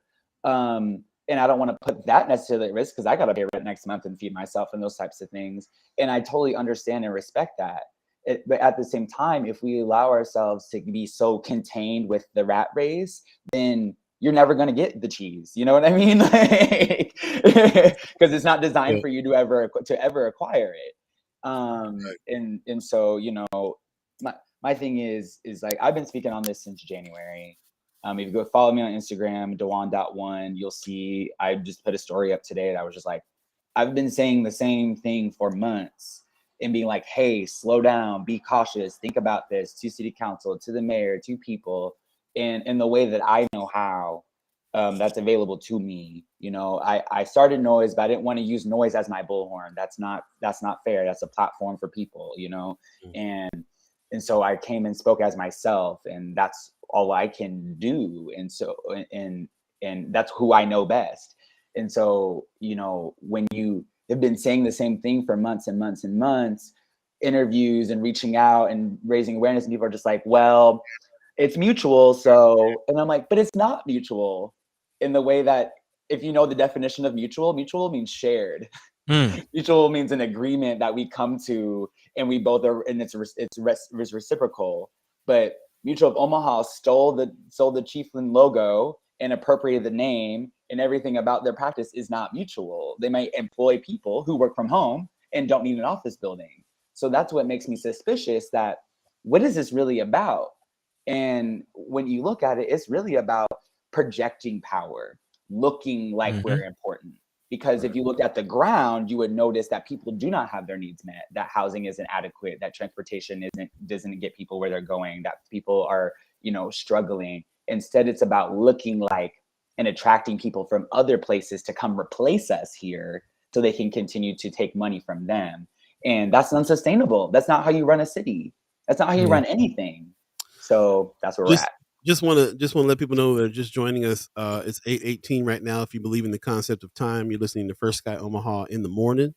And we're on with Dewan Lamont Hayes, who is telling us a little bit about what just happened with him being arrested over by the library, where the library is getting torn down right about now. Just jumping in the chat real quick. Josh Tate says the powers that be don't want prominent gathering spaces. Keeping all of us, even the highly privileged, in our homes allows them to continue their colonization of property and our minds. Wow, powerful statement, Josh. Yo, exactamente. Right. Also want to give some love to the Hood Table that's over there on YouTube. Appreciate y'all. Y'all had me cracking up the other night. I watched that episode the other night, man. They had me cracking up. So shout out to the Hood Table. Also, Mark Manor says that sounds amazing. Talking about the Starlight. Yes. Project. Now this is the reason why I want to. Now the synchronicity is hitting me hard too, because Starlight is a building that I've always wanted to have. We at Mind and Soul, one of the shows that happened there was a Shakespeare rendition that was done in every room of the space. I remember that. And recast, like a woman played Hamlet there. It Walk was the Night, right? Walk the Night. Walk the Night was one of the most important shows that I've ever seen in my life. First of all, because it was an interactive play. It was done there. If you got the early tickets, you got to walk through the catacombs of the place, which was insane. So it's right on Hamilton and 30th Street. This is where this place is located. It's one of the most important places. Used to be an old nunnery, and it's such a beautiful space and such an important place in North Omaha. It's not being utilized, and I had no idea they were in trouble. I had no idea that they are looking to figure out what to do in order to keep it, to save it. If that thing gets gentrified, I'll be very upset. That's why I'm speaking in universe. Folks are like, don't tell nobody, don't tell nobody. I'm like, no. That's how you, if you don't tell nobody, then you won't be able to protect it. You know what I mean? And so, here's some information. ARPA dollars right now. So the American Rescue Plan Act, that there are, Senator Justin Wayne and McKinney had passed the North Omaha, Economic Recovery Act. And right now, those grants the application is due October 9th. And so, which is a tight turnaround. So what I'm doing right now is putting together the things necessary. And I would love to get with y'all at some point this week. Why not? Let's figure it out, because it's tight. But the goal is right now it's owned by Palladino companies. Wow. It's been owned by Palladino for the last 10 years. What? Slumlord Palladino. Dave is no longer with us, and who have maintained a lot of that behavior and that pattern that he had established are not as present anymore. I don't know anything about his son. I don't know anything about his brother. I don't know anything about his wife or any of his surviving family who are maintaining the business. But my appeal to them is like, hey, we have an opportunity. One, take this off your hands because you're not doing anything with it, and two, you can reclaim your name and actually do something good for us and for the people of Omaha, and and establish a new precedent because every time I mention his name, people are like, damn, that's nope. Don't even mess with it. You can talk to anyone in Omaha and they're like, ew, I don't even want to hear it. You know what I mean? Exactly. You saw what we did. So what I'm saying is, I'm actually going to reach out to Nolan here today and just kind of lay it out flat, and in hopes that there's reason and there's heart in there to be like, hey, we have an ambitious, thing that we are doing that needs to happen, that Omaha desperately is craving. And, you can help in a real way and, and get compensated, because within this ARPA grant, we can apply and say, this is how much it is, and this is what we want it for. It's historic, it's culturally relevant, it's within the census tract that you're focusing on, and it is empowering and economic development, and that it can be an artist cooperative for all kinds of folks to build out of: photo studios, music, space, et cetera, et cetera. Utilize something that is a valuable asset in our community. So that's where my time and attention's on. We're totally down to help with that, man. That's eventually at some point, First Sky Omaha is going to need a space. I love the idea, Juan Lewis, like you're saying, make it a multi-space collaboration. Yes. We are on the forefront of speaking about these ARPA funds. We've had the senators on several times. We have been in this process of trying to figure out what to do with those funds for a lot of months now. And this is one of the more solid ideas. This is so whatever it is that we can do to help on this process, let us know, and definitely hit me up a little later on today. We'll collaborate a multi-use space that could happen at the freaking House of Afro Capes and Curls, First Sky Omaha, House of Nightshade, the Collective for Civic Engagement. I mean, there's all kinds of groups, especially Black-led organizations, that are doing incredible work and need a home and need a house to really be in and thrive. And we've been calling it the Agora, which is like the marketplace, in the Greek word for the marketplace of ideas. And in Portuguese, it means now. Hey, That's the only time we believe in around here. No time like now. No time like now. So the Agora at the Starlight Chateau, I want to keep the name because it's so beautiful, and it is our starlight. You know what I mean? Our North Star, if you will. And so let's invest and put that time and energy. So that's the love I'm sending out after getting all that rage out on Saturday. There it is, man. There it is.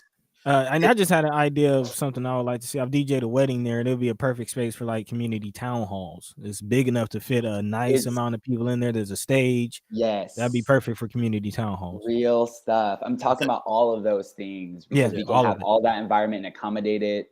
So I'll last plug Nightshade, October 22nd. I'll send y'all the links. You can share it as you will. Tickets are $50.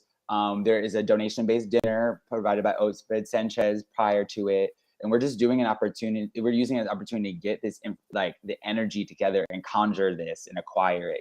I ain't got money right now, but I got magic. You know what I mean? Make it happen. And if you put all the magicians in a room, what can we make? That's what I'm trying to do. Hey man, thanks a lot for impromptu coming on like this. We'll have to have you on again and speak some more things into existence with you. Carolyn Jack says, I will help. You see that you got chat chimers that are down for this. Chat chimers, be it, embody it, envision yourself there, and come to Nightshade and we'll kick it, okay? That's what's up. Appreciate you, man. We'll talk soon. I appreciate it. Be well. Peace. All right, there you go, man. Founder of Noise, man. Dewan Lamont Hayes, the visionary, for sure, getting down with us. So really appreciate that. Yeah. If you're still on listening to us, Roman Review says thank you, sir. Man, he just laid on a new kind of mission for me, because this is something that I've been the minute I walked in that joint, I was like, this is kind of space. I've been looking for this space for a minute. And I inquired about it. This was probably about 5 years ago now. I inquired about who owns it, where, if it can be sold, what can we do? Because that is the kind of space I've been looking for 12 years I've been here. That would do it. So we'll definitely be looking into that and giving you guys some updates on all that good stuff. Let's take a quick break and we'll come on back and jump back into some things. It's 8. What time is it already? 8:20, almost 8:30. Yeah, time flying, man. Time flying.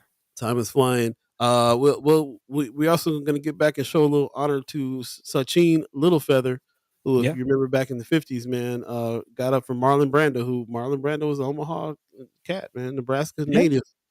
And he won an award, and instead of him going up and getting, he sent her up to read a speech about how Hollywood treats indigenous people. And it was powerful. And some people started booing, and all kinds of stuff went down. John Wayne tried to attack her. All kinds of crazy stuff went down over this. And so she's a legendary iconic woman, and she just passed away just recently. So we'll definitely come back and honor her. We've got a few more things to talk about too. So just stay tuned. We'll come on back and jump back into some things. Stay tuned. We'll be right back. Once again, you're listening to First Sky Omaha Radio. First Sky Omaha in the morning. Paul B, Buddi3 Da Gawd, all of you chat chimers, the ghost listeners. Shout out to the hood table. It's going down. We'll be right back, y'all.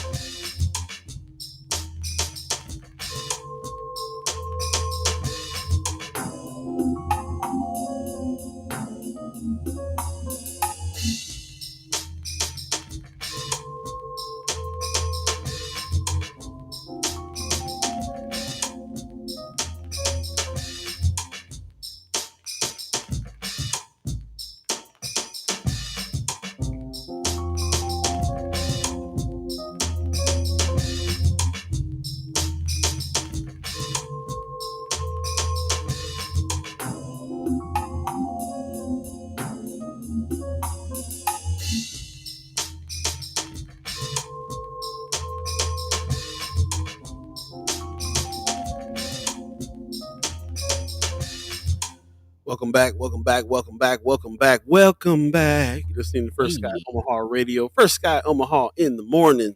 In the morning. Paul B, Buddi3 Da Gawd, all of you chat chimers.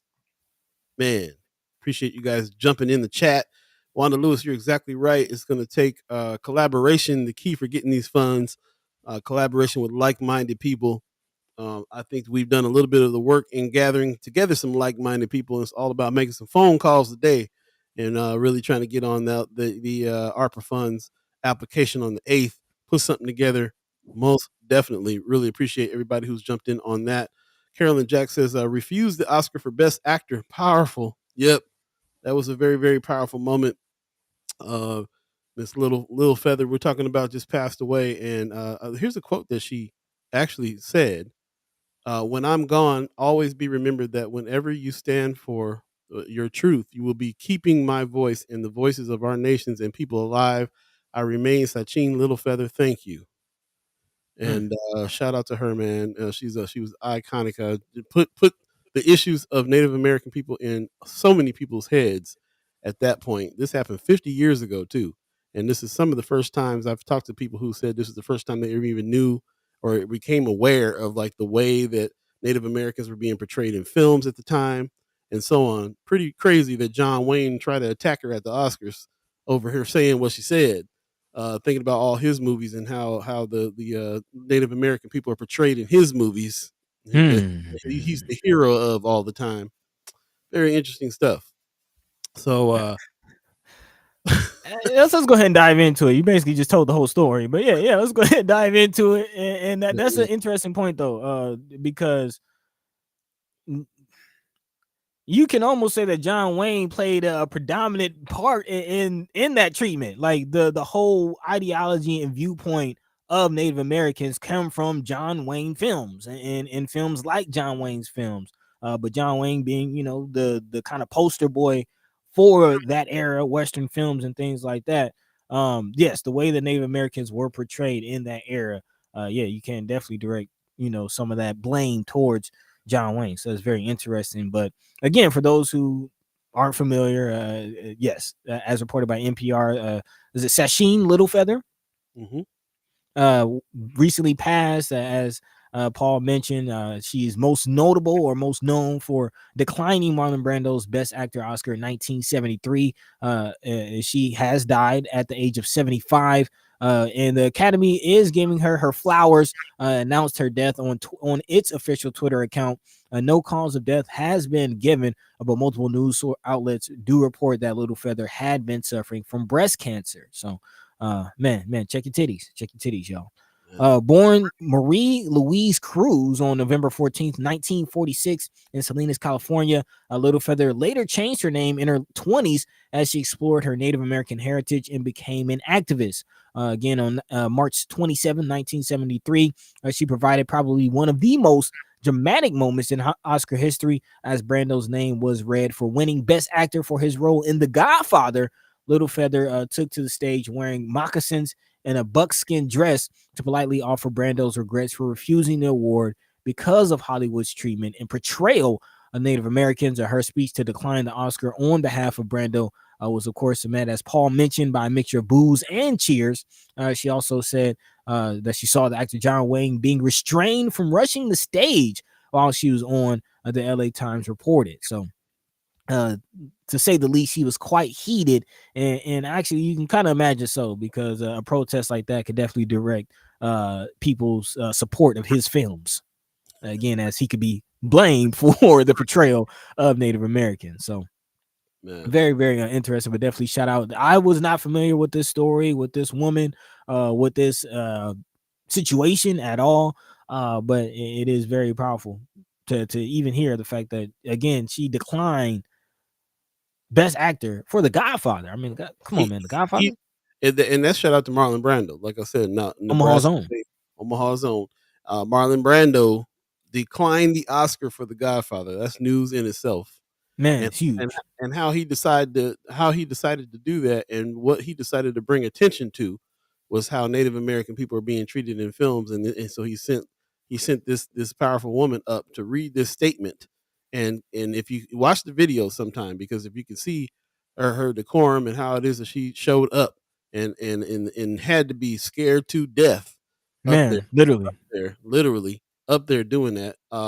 Pops, I was hoping that you would jump in. He said, yes, this was a stunning milestone for our indigenous brothers and sisters. That event rocked America. I watched that telecast as it happened, and I remember saying out loud, whoa, Sacheen Littlefeather represented. Her words were powerful, and she was visually stunning. Here's a link to that short video. Thanks for putting that in there. Uh, Powerful stuff, man. People started booing. She started looking up, but kept going. Just can you the moment is really really really interesting, like how powerful that moment was, and how it brought attention, just rocked everything. And I wanted to hear from somebody that actually saw it when it happened, so I appreciate you, Pop. Man. Yeah, Yeah. yeah. It goes back to what Dewan was just saying. Like, be present, and even if some would say like making a speech at the Oscars wouldn't do anything about Native American plight that's been going on for hundreds of years prior to that statement. But as Pops just said, it did make an impact. It did rock the country. It did make people think. So yes, another example of being present, having your voice heard, and even one person, can make some things happen. So imagine, again, collaboration. It's key. Pops is a boomer. He saw it. I'm Generation X. Here's how I got introduced to it. Burn Hollywood Burn. Public Enemy put a song out in the 80s called Burn Hollywood Burn, and they've talked about how Native Americans were being treated, how Africans are being treated in movies in this song. If you ever want to check something out powerful, check out the song Burn Hollywood Burn from Public Enemy and Ice Cube. That's like, nah. And if you remember Fight the Power, Flav even says that, man. They talk about Elvis, they talk about John Wayne. Man. Mm-hmm. So they were early on in the 80s, bro, giving us the tea on what's going on in the movie industry and how people are being treated, and taught Generation X what that meant. And then that led to us looking at stuff like what just happened with Miss Littlefeather 50 years ago when she gave that speech. That's how it got opened up to us. So here we are again in some new generations trying to really really try to take a look at that. How are people being portrayed in movies even today? Right, So right. we'll move on from that, but man, very powerful thing, and I just want to give a shout out because she was a very powerful figure in the world in Native American life, and just how Native Americans got introduced to the rest of the country is really what I'm thinking about. Like, people didn't even know what was up until she got up there, and they hated that for years, and I'm glad she's getting her flowers now. So that's what's up. Yeah, and just to wrap up, it wasn't just John Wayne. There are a lot of people in attendance. She says it was interesting because some people were giving me the tomahawk chop. I thought this is very racist indeed, and I just gracefully walked and ignored them. So She showed it. Man. So definitely powerful moment. There will be apparently an evening with Sacheen Littlefeather. Earlier this summer, the Littlefeather was sent a formal apology from the Academy earlier this summer regarding the incident, and is set to be gifted a longer one during an event titled "An Evening with Sacheen Littlefeather" come September. It said so. Yeah, she was gonna get her flowers, but passed away before she could really hear that. So unfortunately. Let's move on from there. It's 8:38 right now. If you believe in the concept of time, Pops is giving Flav some props. He says Flav is cool, down to earth guy, very intelligent. Yeah. Yeah, man. Pops giving us firsthand information there on who Flav is, and I could do the same. Every time I ever talk to him. I'm surprised, and let him sit down at the piano, blow you away. He's a serious musician. I've heard good things. Yeah, no matter how he appears, like he appears on purpose, and it's always been a commentary. You don't mess with Chuck D and don't have some backstory on how it is that you're gonna present yourself and how it is you're gonna do some things. So they always been in cahoots. They always been in cahoots on purpose. Want to move on. We got Cheryl Weston in the house. Good morning to you. She says LB 1024 applications final due date 10/9/22 at 11:59. Okay, we were hearing the 8th of October. So It's 9th. it is the 9th for sure. Okay. So appreciate that, and we're definitely going to be looking back into that now. We got a couple things that we want to do. We definitely want to see if Black media could benefit from this, so we can expand what we're doing here and expand just Black media in general in North Omaha. And also, this Starlight Hotel thing, Starlight Chateau thing is something else.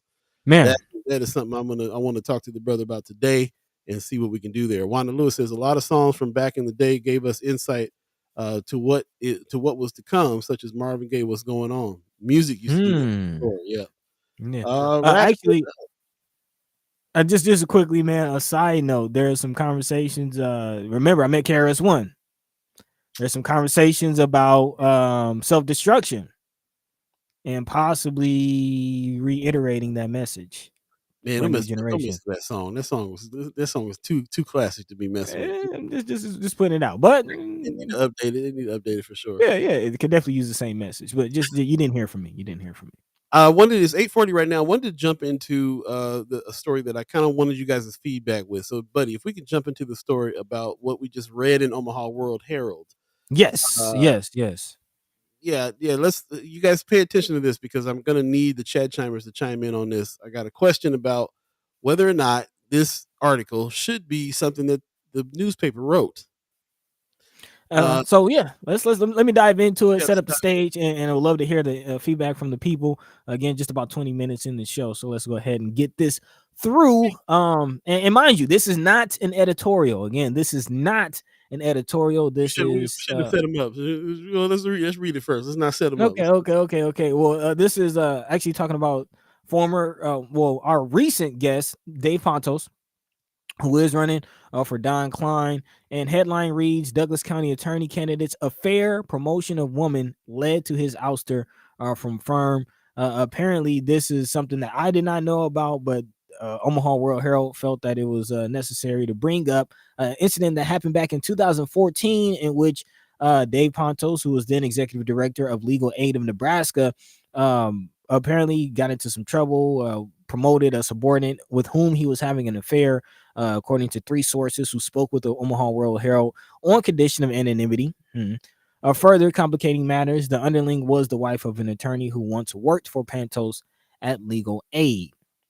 And that's really the gist of this article. But it for Paul and I just felt very interesting the lean of the article. I'll read the opening and kind of talk about it. So it says the Democratic candidate attempting to unseat Douglas County Attorney Don Klein has saturated Omaha with a well-funded television, radio, and yard sign campaign, saying he will have a 3-pronged standard for leading the state's largest group of prosecutors: equal justice, integrity, transparency. With little trial and no post-law school prosecutorial experience, Dave Pantos has pointed to, among other things, the almost 6 years he spent as executive director of one of Nebraska's largest nonprofits, Legal Aid of Nebraska. Here is what he omitted. Pantos, 52, was forced out of Legal Aid's board of directors in summer 2014 after he promoted a subordinate with whom he was having an affair. Further complicating matters, the underling was the wife of an attorney who once worked for Pantos. Not only did the two have an extended affair, Pantos promoted the woman to a director's position despite her lack of a law degree or other legal credentials, the sources said. And now the article is saying that when asked initially, Pantos did deny the affair or the promotion, saying, "Who said that? I don't know what you're talking about." However, it does later say Saturday afternoon, 2 days after the interview, Pantos sent an email acknowledging the affair but denying that he promoted the woman. Because of it, he said he promoted the woman before an affair even took place. But that's not, and also later on in the article, it does say that court records indicate that the moving on involved all parties. As Pantos said, this was, he says, this consensual situation was a lapse in professional judgment, and I regret it. However, all parties have moved on since this happened over 8 years ago. I want to specifically note that there were no improper hiring or promotion decisions made at the time. Any suggestions otherwise are patently false. And court records indicate that moving on involved all parties going through divorce and child custody proceedings. While this is a very, I mean, yes, this is a lapse in judgment, and as far as the situation is very interesting. But that's not what we want to get into. Is the tone and just the fact of this article. Again, this is not an editorial. This is being presented as the top story in local news Definitely felt like a hit job. Definitely felt like a smear. There's more to this too. There's also this later on in the conversation they start talking about Don Klein and his credentials and how he's quote unquote the most qualified. In comparison to what just saying Dave Pantos is not qualified. The question I'm asking is what struck us was that this was not put in the editorial section. This sounded like a piece. It sounded like everything that we're hearing on the radio now, where everybody's attacking each other and trying to dig up dirt. Should the Omaha World Herald have put this on their front page? Is this a news article, or is this a hit piece? Lots of action in here. On the first of all, Sean McCarthy put the article in, so check the article out for yourself. Read the whole thing. Wanda Lewis says, of course they're going to dig up some dirt. Yes, but should they be the ones digging up the dirt, or should it be Don Klein's campaign and doing it under a Don Klein thing that says this message is approved by Don Klein, instead of the Omaha World Herald putting a article like this out that's not in the editorial section? Should they be digging up that kind of dirt with this kind of tone in mainstream news, in a mainstream news piece? Wanda Lewis says, first clue, the wife of attorney. Okay, that was a clue. Linda in Chicago, let's see, it's an absolute hit job, as Jane Klebe said. Omaha World Herald is garbage and trying to create chaos for political discourse. I can't wait to find out who prompted this National Inquiry trash. Yes, interesting statement too, because one of the reasons why we started doing Mind and Soul News, which turned into First Sky Omaha Radio, is because we were tired of how things were slanted and misrepresented, and had a bad tone for stuff that had to do with North Omaha. We had to talk about what our own news was, and how, and put the right kind of tone on what's coming out of our neighborhoods, and that's absolutely why we started this. Was because of articles like this used to make us so mad. Pop says that is politically slanted anti-Pantos article. It oozes bias. That's what it does. Marianne Sanders says legal credentials being a thing here is rich. You don't have to be an attorney to be elected to Attorney General of Nebraska. So the Omaha World Herald snobbery on this is funny. Yeah, it is. If I'm not mistaken, didn't Governor Ricketts just appoint some young legal, like a former aide of his, to an elective position, and she didn't have any legal? Come on, man. Right. Come on. Wanda Lewis says, look at what they're trying to do with Greg and his wife. Never mind Tony Connor's domestic violence situation. Hello. I also remember the Juanita Johnson article that they posted. Black ZAM09, Augie Kid, what's going on? He says, that sounds like somebody's trying to throw him under the bus. Right. Marianne Williams says, this is typical OWH, though. They have backed Klein for years. That's what I'm saying. Like this, they're obviously backing Klein. There's no way that you can not read this article and step away and go, I wonder if they're giving us unbiased facts here, or was it just unbiased facts that they were giving, or was it with a slant, with a tone? And Buddy read it as a journalist with a degree and saying, no, there's a definite tone here, and he's reaffirming everything that I felt when I read it. Yeah. Moving on in the chat real quick, Linda in Chicago says, I'm still proudly voting for Dave Pantos. Douglas County will be a better place because of him. Racist Klein needs to go. I donated to Pantos again to help him get across the finish line. Terry Crawford says it's a ROPL, return on political investment, ROPI, return on a political investment. Someone's is deeply invested in Klein. Sean McCarthy, two attorneys with knowledge of the inner workings of the legal aid, approached the World Herald about Pantos' special treatment of the women. Why didn't they name the attorneys? Exactly. What's with the anonymity? If you're going to claim something, and what's with the anonymity? And it's a lot of he said, she said in this article. Like there's nothing substantial. It's he said, she said. These anonymous lawyers came out of nowhere with this information. And even if it did happen, I'm going to go back up to what Marianne. Let's see. Let me see if I can catch this one again. I just had it and lost it. Sorry. Marianne Williams says, Dave Pantos on Twitter this morning. The murder rate in Douglas County is soaring. Our criminal justice system is racist and broken. This is why I'm running for Douglas County attorney. I'm not perfect, and I'm always working to be better. Ultimately, I want to make our county safer for you. There you go. I mean, if we're gonna, there you go. The man admitted he's not perfect. Right. This is probably something that went down, and that's fine. And I expect to hear that, and I expect it to make an impact on whether or not people vote for him as well. I expect that. What I don't expect is that an unbiased newspaper reports this article as if it's not slanted. It's supposed to be hard news. It's supposed to, if they try to act like that news is not slanted, there's no way that they can. I mean, stuff like this just proves it's good. Who are you in with? It's going to come out in your writing. Right. We're not. We decided we were working at a nonprofit organization, Malcolm X Memorial Foundation, which as a nonprofit you were required to be neutral, and that's in mind and soul. The radio station had to be that way. We decided that we would not be a nonprofit, we'd be a for-profit company so that we can talk about things and put the slant on it we need to put on it, read it from the way that we need to read it, read between the lines on stuff, and have discussions, free and open discussions without having to be equal and balanced the way that news has to be. So we can't have open, honest conversations with you, the Chad Chimers, if we're an organization that has to adhere to journalistic principles like fair and balanced. So, and the newspaper has that too. The newspaper has a section in the newspaper called editorials, where people can give their opinions on certain subjects. This particular article was not put there. This was right out on the front page. Top news.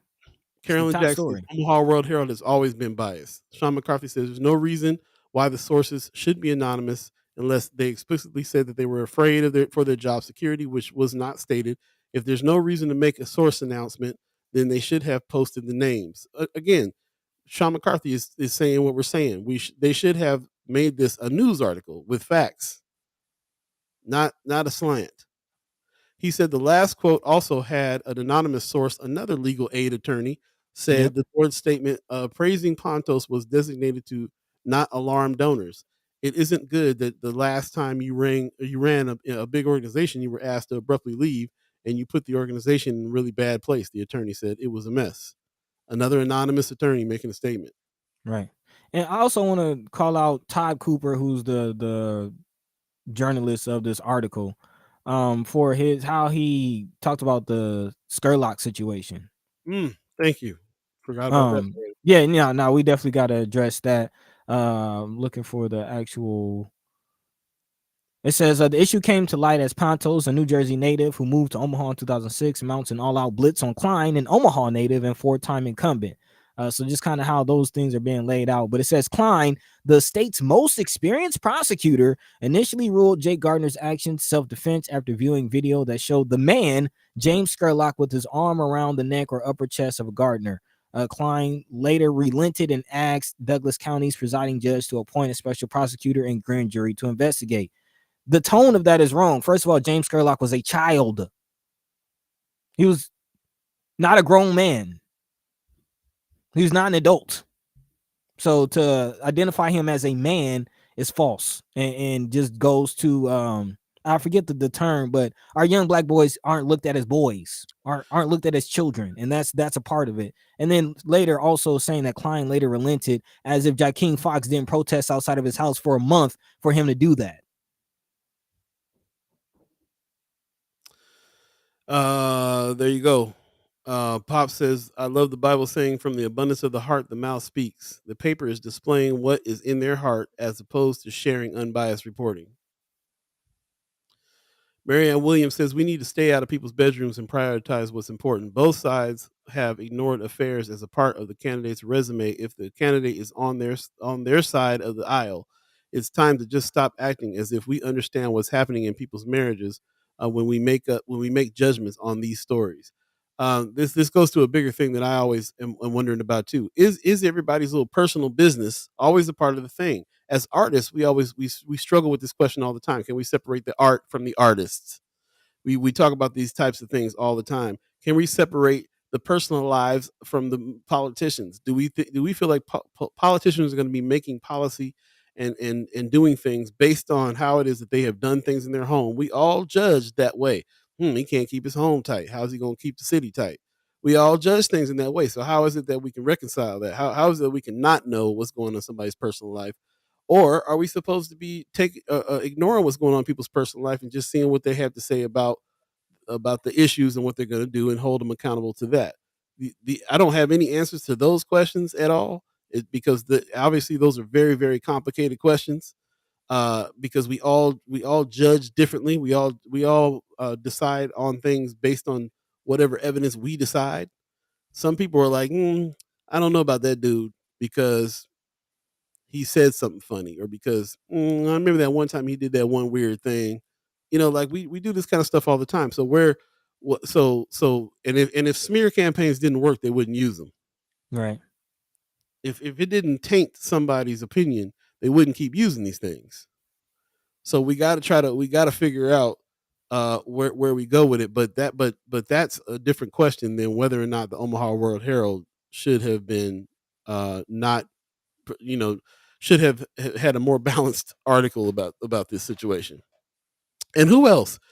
Have you heard anything about what's Don Klein's personal life in the Omaha World Herald? Have you read about Come on. anybody else's personal life? What about his professional life? What about his playing in Ernest Jackson? What role did he play in that? Linda in Chicago says, please, please, please get out the vote. This is how we take the trash out. Register now. We got to make mention of that. It's coming up. The mail-in ballots will be mailed out here in the next couple of days, and you should be receiving those next couple of days. Getting people out of these. It is the era of the ballot and the bullet right now. We're in that scene. So we have to remember that getting people out of seats is the only way that you can make that kind of real change. The Hood Table says, yes, he was a child, talking about Miss Brother Skurlock, and child who did not deserve to die, for sure. Wanda Lewis says Bacon didn't get the sympathy that he needed regarding his recent appendectomy. Some more personal news about somebody that's, what put it in the paper. It's news. If I'm working in a newsroom and Don Klein got to get rushed to the hospital having an appendectomy, Don Bacon has to be rushed to the hospital for an appendectomy. That's news. It is news. Are they going to try to use it, spin it? Are they going to try to use it for some sympathy? I don't know. Do you make a vote based on feeling sorry for somebody's medical condition? We got to put some thought and some discussion to these things that's deeper than come to some conclusions, because I feel like it's all over the place. Now that we're paying real close attention to all these things, it's all over the place. Smear campaigns, emotional pulls, emotional use of manipulating your emotions in order for you to feel something, to do something. Get to the facts, man. Get to what these people are going to be voting on and doing. Get to the facts. That part. Marianne Williams says, if it tips the scale for your vote, then factor it in, but prioritize the ability to do the job first. There you go. There you go. Sean McCarthy says, I do think there's something newsworthy to this story. If Klein allegedly promoted someone he had an affair with, I would consider it newsworthy.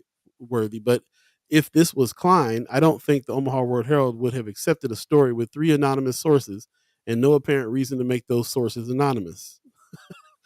As a journalist, I don't see a time where me having 3 anonymous sources would be enough for the article. Like my editor would be like, no, you need a source. Like, can you substantiate something? Did you even do the interviews if all your sources are anonymous? Like, did you really do the interviews if all your sources are anonymous? That part.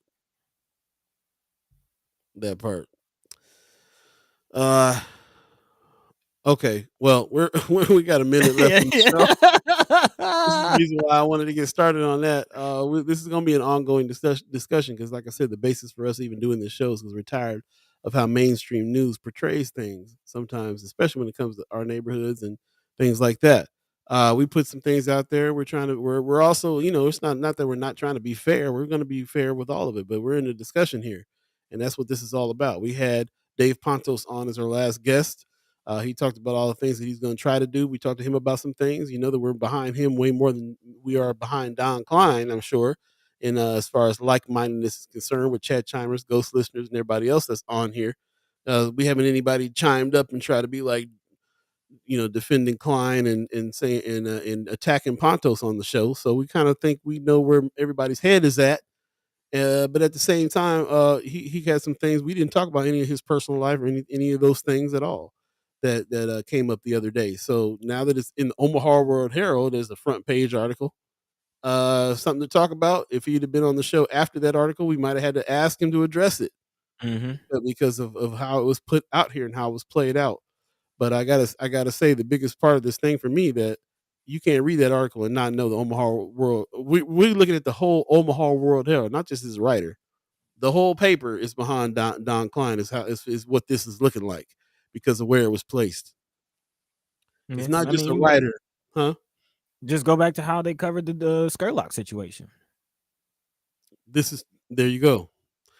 So there you go. Linda in Chicago says, thanks for covering it. It's important. We are close to the finish line. And I want a better Omaha for all.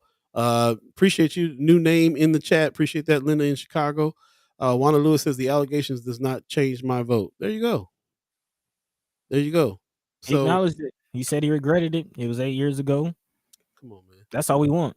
Like say everybody makes mistakes. We can say the same thing about the other candidates as well too. It's really just you got to make your own decision, and that's what the vote's for.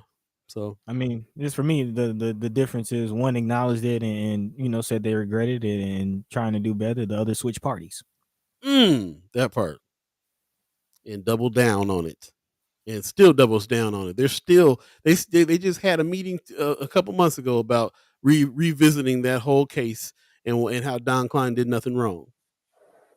Terry Crawford says invite Klein on the show in anticipated decline. We've already done that. He's declined to come on the show several times. Several times, yeah. Several times. So it is what it is. It's 9 o'clock, 9:01. Actually, we're going to get out of here, buddy. You got some words for the people? Man, as always, we love, appreciate, and just cannot do without our chat chimers, man. The show would not be the same without you. So thank you for all of you who are joining the show as far as letting your mind be free, letting your voice be heard. It is important to be present. It is important to be present. It's not just about us getting on here talking and letting our minds be free. We can sit on the phone and do that. But it's about us having a platform to have our voices heard, and people are listening. So thank you for adding to this platform, all of you. Also, big shout out to the chat chimers who are dropping stories and the Friends of First Sky Omaha. Continue the conversation there. Check us out on Facebook, Friends of First Sky Omaha. Big shout out to DeJuan Lamont Hayes for joining us impromptu, even just on the cuff, man. Look at synchronicity and how look at God. Let's just say that, man. Big shout out to Devon, man. Keep being awesome. Keep doing the work. Definitely looking forward to how we can collab on the Starlight Chateau situation. And of course, a big shout out to all the Native brothers and sisters out there, man. The Chingona Way. Go ahead, Paul. Take it away. Yes. First Sky Omaha believes in the Chingona Way for sure. Thank you, everybody who is chimed into the chat. That's what's going on. Carolyn Jackson says, have a great day. Awesome show. Thank you very much. Appreciate you. Rome's Review getting us some love. What's up, Mayor Sanchez? How you doing, my brother? I'd like to hear from you how the festival went. I know you probably went this weekend as well. The Chingona Way is going down. Pop says another awesome show. Thanks, you guys. Love to the First Sky fam. See you all on Wednesday. Appreciate you, Pops. Glad that you always are here and participating with us on the show. Like we say, the show would not be the show without the chat chimers. So appreciate you very much. Shout out to Linda in Chicago, a new name that I haven't seen before. So if you're a first time listener, thank you. If you've been here before under other names, then appreciate you coming back. And I appreciate you being over on YouTube. Apparently, you can share the show on YouTube, according to some people. Oh, little mama's in the house. Hey, how you doing, baby? Hey, hi. Hi. How you doing? She's tiptoeing over, so I might as well put her on my lap. She tiptoeing over like, where are the cookies and stuff? Yeah, right. Where's the cartoons? That's what she want to know. That's what's up, man. Thanks to the Umayyad tribe elders for allowing us to be on this land. Thanks for our elders allowing us to speak before them. Thanks to Lil Mama allowing us to do the show and have a reason to do a show like this. Thanks to all of you, the chat chimers. Thanks to everybody who is a reoccurring member of the station as well. If you are are so inclined, then go to firstsky.omaha.com, hit the donate button so we can keep these messages going and these conversations happening. Appreciate it. Linda in Chicago said, long time listener. Appreciate that. Thank you very much. Hey. Shaka to my man Black Dynamite. What's going on? Appreciate you, man, over there in YouTube land. Thank you very much. Yes, Marianne Williams says, great show, guys. Have a peaceful Monday. Appreciate you. We will see you Wednesday for Women's Wednesday. Precious Preston and Kimra Snipes will be in the house, and we'll see you then. So you guys have a great one. Peace. Peace. Say bye. By the way, Vanglorious,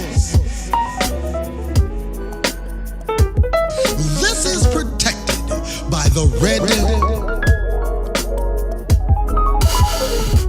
the black, and the green. At the crossroad, with the key. By any means necessary. Hey, we still on. Let them know, Mama. Say bye. Say bye. Say bye. Bye. Bye, baby.